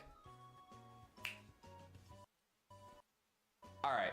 The idea of having the island challenge was a good one, even though this is just a diet version of the normal gym challenge. But because it fit with the region design and it changed just enough to make it stand out from other entries, I think it was a good enough change. Now, this didn't affect where it ended up placing, but this was also the first game to introduce Z moves, effectively throwing out the idea of new Mega Evolutions for this wet pile of trash. I think having a new gimmick for every Pokemon generation was a good idea if you were in a boardroom. They were attempting to make each region feel distinct from the ones that came before it. But this also made it very overcomplicated and too different between each region, while also getting rid of something that most people genuinely enjoyed with Mega Evolution. To be fair, they were still available in this game, which was nice, but the fact that there were no new ones in favor of these dance moves was a weird choice. I think that Sun and Moon had some great concepts, but ultimately were constricted by all the fluff that made the games feel so slow. And I can see why a lot of people hold these games in such a high regard, but I'm always going to prefer to go back to the other versions. Pokemon Scarlet and Violet somehow managed to be the most divisive Pokemon game that has ever released. This, unlike Sword and Shield, was a full open world that was a leap forward for the series that I personally wanted to see attempted, but now that I've seen it, I think I'm all good. An open world Pokemon game is a really cool idea and something that I have always wanted, but for some reason the developers are not given the resources they would need to make this really work, and Pokemon succeeds the most with the linear structure it had in all of the past entries. It gave them more control of the experience and let them structure a better adventure so it felt more intentional. Because here, the towns feel like they were added as an afterthought. Most of these locations are just a bunch of houses scattered about with a Pokemon gym, but since there What are game almost is no that? buildings to enter in the entire game, there's not really a reason to go to these locations after you've gone to the gyms. I know legally, Pokemon was a little bit bold with the whole break into someone's Sun and house Moon without still? permission thing, but there should have been something to see in these towns outside of the main one. Which even then, it is big, but it's still really bland. If there was a way to incorporate the depth from the town that we saw in older entries, then I think this would work really well. But I can't think of a way Here's the that thing. this How often are they making Pokemon games? Like every year? Gameplay-wise, they separated They need to like slow down and take a couple years to make one really good one. challenge. In another, you're taking Whoa. down Team Star, and in the last, you're making sandwiches for a sick dog. This is by far the best part of the game. It gave each of the main three Ah, friends a shut. reason to exist, and the story for the most part was decent. And it's just a shame that Team Star has little to no reason to exist, as it is both the worst part of this game in the story and gameplay-wise. And up until the ending in Area Zero, I thought the story overall was just fine. It was definitely better than Sword and Shield, so at least there was some level of progress. But just like those games, unless you bought the DLC, there really wasn't a post-game. To be fair, the DLC Okay. here was the best DLC that Pokemon has ever gotten, telling a connected story about Kieran and his sister that is honestly better than anything we got in the base game, and I just wish the same writers who worked on this story also worked on the one that was told in the main game. Now, the biggest problem here is that the I have state no this game pots. released in was beyond horrid. When it was released, people were saying that Legend ZA was the worst looking Pokemon game to ever come out. Oh my But all of gosh. the Oh my visuals gosh, here it didn't looked like die. They were made by the interns. The characters themselves looked fine, but most of the world was so barren it was just I need bland pots. to look at. Of course, there were some exceptions of locations that did look pretty good, but for the most part, all of this was just open fields with patches of Pokemon here and there. Now that there's a Switch 2 version, a lot of the performance issues have been pushed to the side. There are definitely still some hiccups here and there, but at least it runs at a decent level. Wait, that's The Scarlet? saving grace here is that this has the best gameplay gimmick since Mega Evolutions. Now, to be fair, terrestrializing looks really stupid, but gameplay-wise, this enhanced the strategy of battle by allowing you to change your Pokemon's type on the fly. And this added a fun level of complexity that made competitive Pokemon more fun than it had been in a very long time. So all in all, the story here was just alright, the performance on the Switch 2 is at least passable, but the battle mechanics were the best the series had seen in a very long time. And what really stinks is that this is the second best selling game in the entire franchise, which means a lot of people who did play this played it on the original Switch, which meant that they were experiencing Pokemon at a very low point. Pokemon X and Y were the first games that brought the series into Shit. 3D. Fittingly, I have a they Switch. did so on the 3DS, and though I don't really love this Do I really change, have to get I a Switch why they too? did it. They really wanted to show off the power of the 3DS, so now that they had the option to make the game look more impressive, they went for it. And though this looks fine, I just prefer the art style of the older titles to this. Of course, there were a bunch of other new changes that came to the formula as well. The introduction of the fairy type helped rebalance the rock, paper, scissors formula the series was known for, and of course, the introduction of Mega Evolutions became a fan favorite from here on out. This did create the issue of having to build a whole team around a certain Pokemon you wanted to Mega Evolve, but still, the addition was really fun. The Mega Pokemon themselves look really cool for the most part, and they tie into the story pretty well. The story itself was alright, but compared Sorry, to the other man. entries in the series before it, it was a little bit bland. You have a large group of friends and you're going on a gym challenge. And of course, there's an enemy organization that's trying to destroy the world. They set up a really cool premise with a historic Pokemon war and ancient Pokemon weapons of mass destruction. But then they proceed to not elaborate on it any further. Team Flare mostly exists just to be a nuisance without any substance. For years, Lysander was the poster boy of wasted potential for the Pokemon series. He never had a reason for being a villain outside of looking like one. But with the release of Pokemon Legends ZA, we finally got the reasons that he built Team Flare, and honestly, it makes the game a lot more fun to revisit. But just because they added a lot of context over a decade later doesn't mean it's excusable for them to have not included it in the original games. Don't get me wrong, something is absolutely better than nothing here, but it's just a shame they had all of these great ideas for a story and then didn't elaborate on it any further. I think the Kalos region itself is decently well designed. There are some cool places like Lumio City and Shabano Castle that I actually liked exploring, and though it definitely lacks some of the visual variety other games in the series had, I don't think this looks bad. And if Pokemon X and Y were given more development time or a deluxe version that hammered out a lot of the issues they had, I feel like this could have been up there with the best of the best. But with all of the plot holes, I can see why a lot of people look at this as the biggest missed opportunity in the entire series. Though they ended up releasing at a very stupid time, Ultra Sun and Ultra Moon are the games I reach for when I want to replay the region. I don't really know what to label this as because it's not really a deluxe version. It's more like they took the second draft of the story and just remade the game with that. It's more or less the same adventure with a few minor tweaks and a brand new postgame. The first half of the story is pretty much the exact same. You're a soon-to-be Pokemon trainer who moves to the region, gets a starter Pokemon, and begins their attempt at the Island Challenge. Most of the enemies and characters you meet are also the same, but now there's a bigger focus on Ultra Wormholes and how those affect the world around you. I don't really love this change to the story because it makes it overall worse, but they more than made up for it with the additional content that makes replaying this region so much better. They massively extended the Pokedex and even added a few new Pokemon, along with slightly fixing the pacing at certain points in the story. They added whole new features like Mantine surfing, which is weird but also really fun, and of course added a much bigger and better post-game involving Team Rainbow Rocket. Knowing Pokemon, this has to be innuendo. I just need to prove it. This post-game was the perfect amount of fan service for anyone who has played any of the older Pokemon titles. Getting to see the heads of all of the evil organizations in the series past come together to just be the worst was a really cool idea, and I would put this up there as one of the best post-games in the entire series. This time around, having a much larger selection of Pokemon made it so all of the battles in the game were much more interesting. You didn't have to worry about a lot of the trainers having the exact same Pokemon.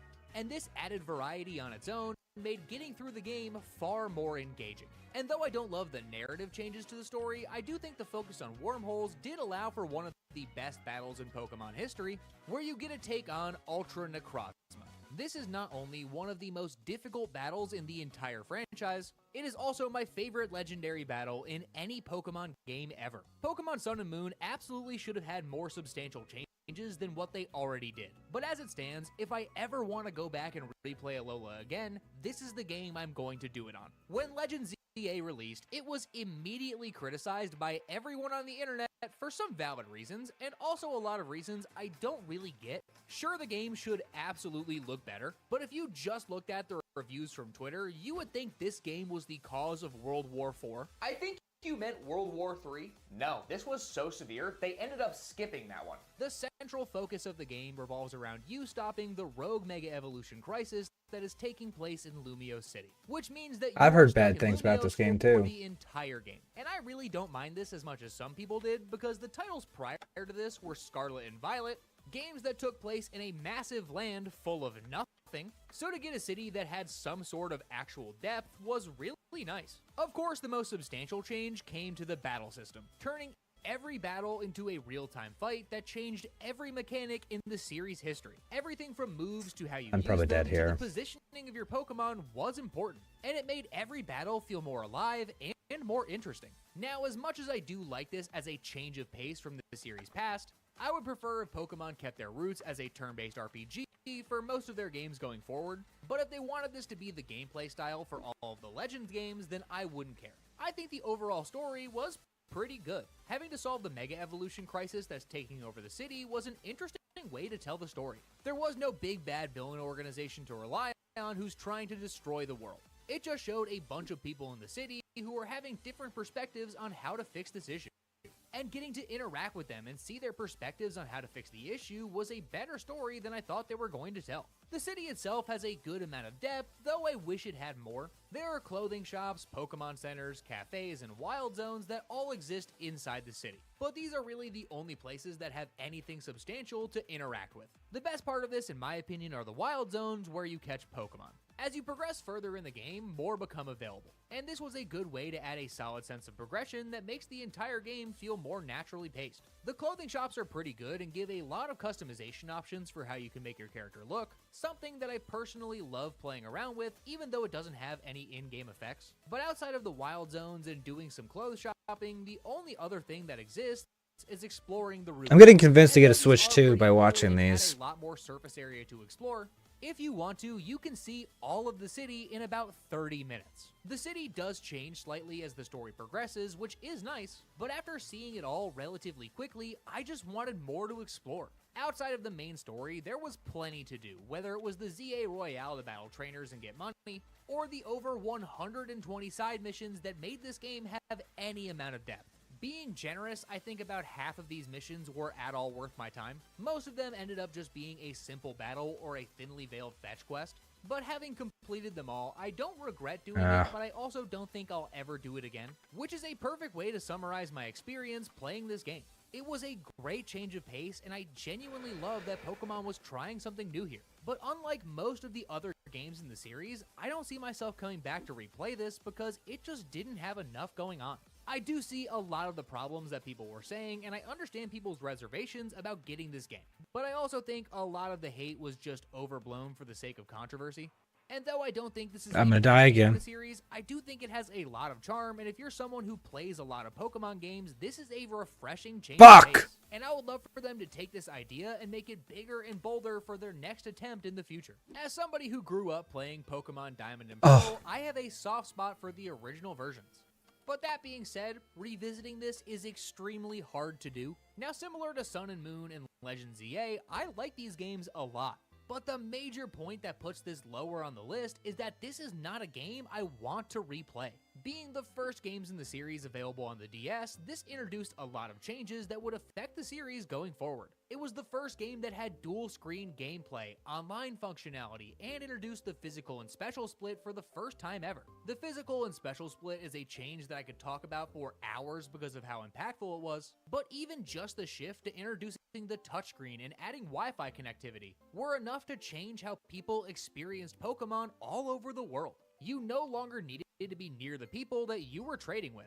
You could just put a Pokemon in the global trade station and just hope that somebody would trade with you while you were asleep, which made filling out the Pokédex for the average person so much easier. The story here was still really good, even though this was not the best version of it. Team Galactic is up there with the best organizations in Pokemon history because they were the first that actively was trying to destroy the entire universe. And compared to the other regions we had previously, the Sinnoh region was massive. If you wanted to walk from one side to the other, it would take a pretty long time, which is partly due to one of this game's biggest issues being the pacing of the game. Now, I'm not talking about how the story plays out, I'm literally Can we take two at a time? We're gonna do it. Because it is very, very slow. To be fair, I would rather it be slow than look like that.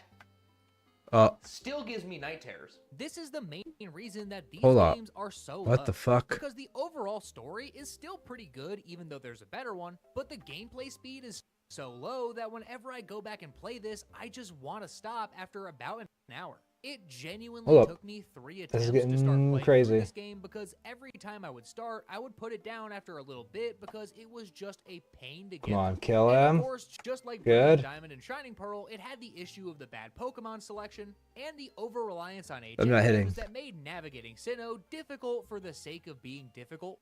But for the era it came out in, Diamond and Pearl are still pretty good games. The jump to the DS was Nice. a massive leap in technology that didn't make a lot of sense at the time. Having a system with 2 screens doesn't seem like it's the most brilliant idea in the Excuse world, me. but then again, it's sold like hotcakes, so who am I to judge? But even though it Ooh, has its hot cakes from performance issues, McDonald's I sounds still good. think that Diamond and Pearl are a classic classic for a reason. And as a massive fan of the region, I'm just glad that this isn't the last time we're going to see Sinnoh on the list. Now, I know that these are not only the first, but also the best-selling games in the entire series, and for a lot of people who were around for it, this was the pinnacle of the craze that took over the world in the late 90s, but as somebody who got to experience this just a few years after, I totally get the appeal of Pokemon Red, Blue, and Yellow, but I also think that these are hard to go back to for the average person. The main problem here is that these games feel pretty dated by comparison to every other entry in the entire series. Personally, I don't find the graphics to be a problem at all because this released on the original Game Boy. If you expected anything other than this, then you are insane. But the main problem for me is the dated UI for the menus and bag that make it not only hard to navigate, but also needlessly tedious. There was a limit to how many items you could hold at any time, which I guess makes sense because backpacks aren't full of unlimited space, but always having to juggle what items you could have on you at any time was so annoying. And it would slow the game to a complete stop to play a short round of Inventory Management Simulator. And the insane amount of other bugs and exploits that are in this game could be seen as an issue, but honestly I think that is most of this game's charm. You can break this game really easily, and create conditions that would only be obtainable by using cheat codes in other titles. Whether it was getting a level 100 Nidoking at the very start of the game, or the infamous missing no glitch, which people have abused for generations at this point, the spaghetti code that makes up this game is honestly one of the best parts. The balance here is also strange, but in a charming way. Because of both special attack and special defense being combined into one stat, there was the problem that psychic types were absolutely busted. You could get through most of this game with a Jinx or a Kadabra without breaking a sweat. And though for a lot of people this could be considered a problem, I think it's a good look back on how much the series has progressed from this point. The story here is an absolute classic, with the journey of Red and Blue becoming Pokemon champions and somehow defeating Team Rocket after only being trainers for 2 days. And in Pokemon Yellow, they even included a lot of anime-specific references that made it feel like you were living Ash's journey. These are games that I think everybody should play. I wouldn't blame someone if this was too old for them to go and enjoy, because the dated mechanics, balance, and visuals can be a bit jarring if you don't have nostalgia for the series, but these are still a delightful glitchy mess that are still beloved for a good reason. Now, if they could just add these to Switch Online, that would be great! Pokemon Ruby and Sapphire were inside of my Game Boy Advance for most of 2003, and I put so many hours into these games that my family was concerned for my long-term mental health. The Hoenn region is tied for my favorite region in the entire series, and though these versions have their quirks, I still think they are very solid entries. Having games that told different stories... Alright, ladies and gentlemen, that's it. Thanks for tuning in. Thanks for chatting.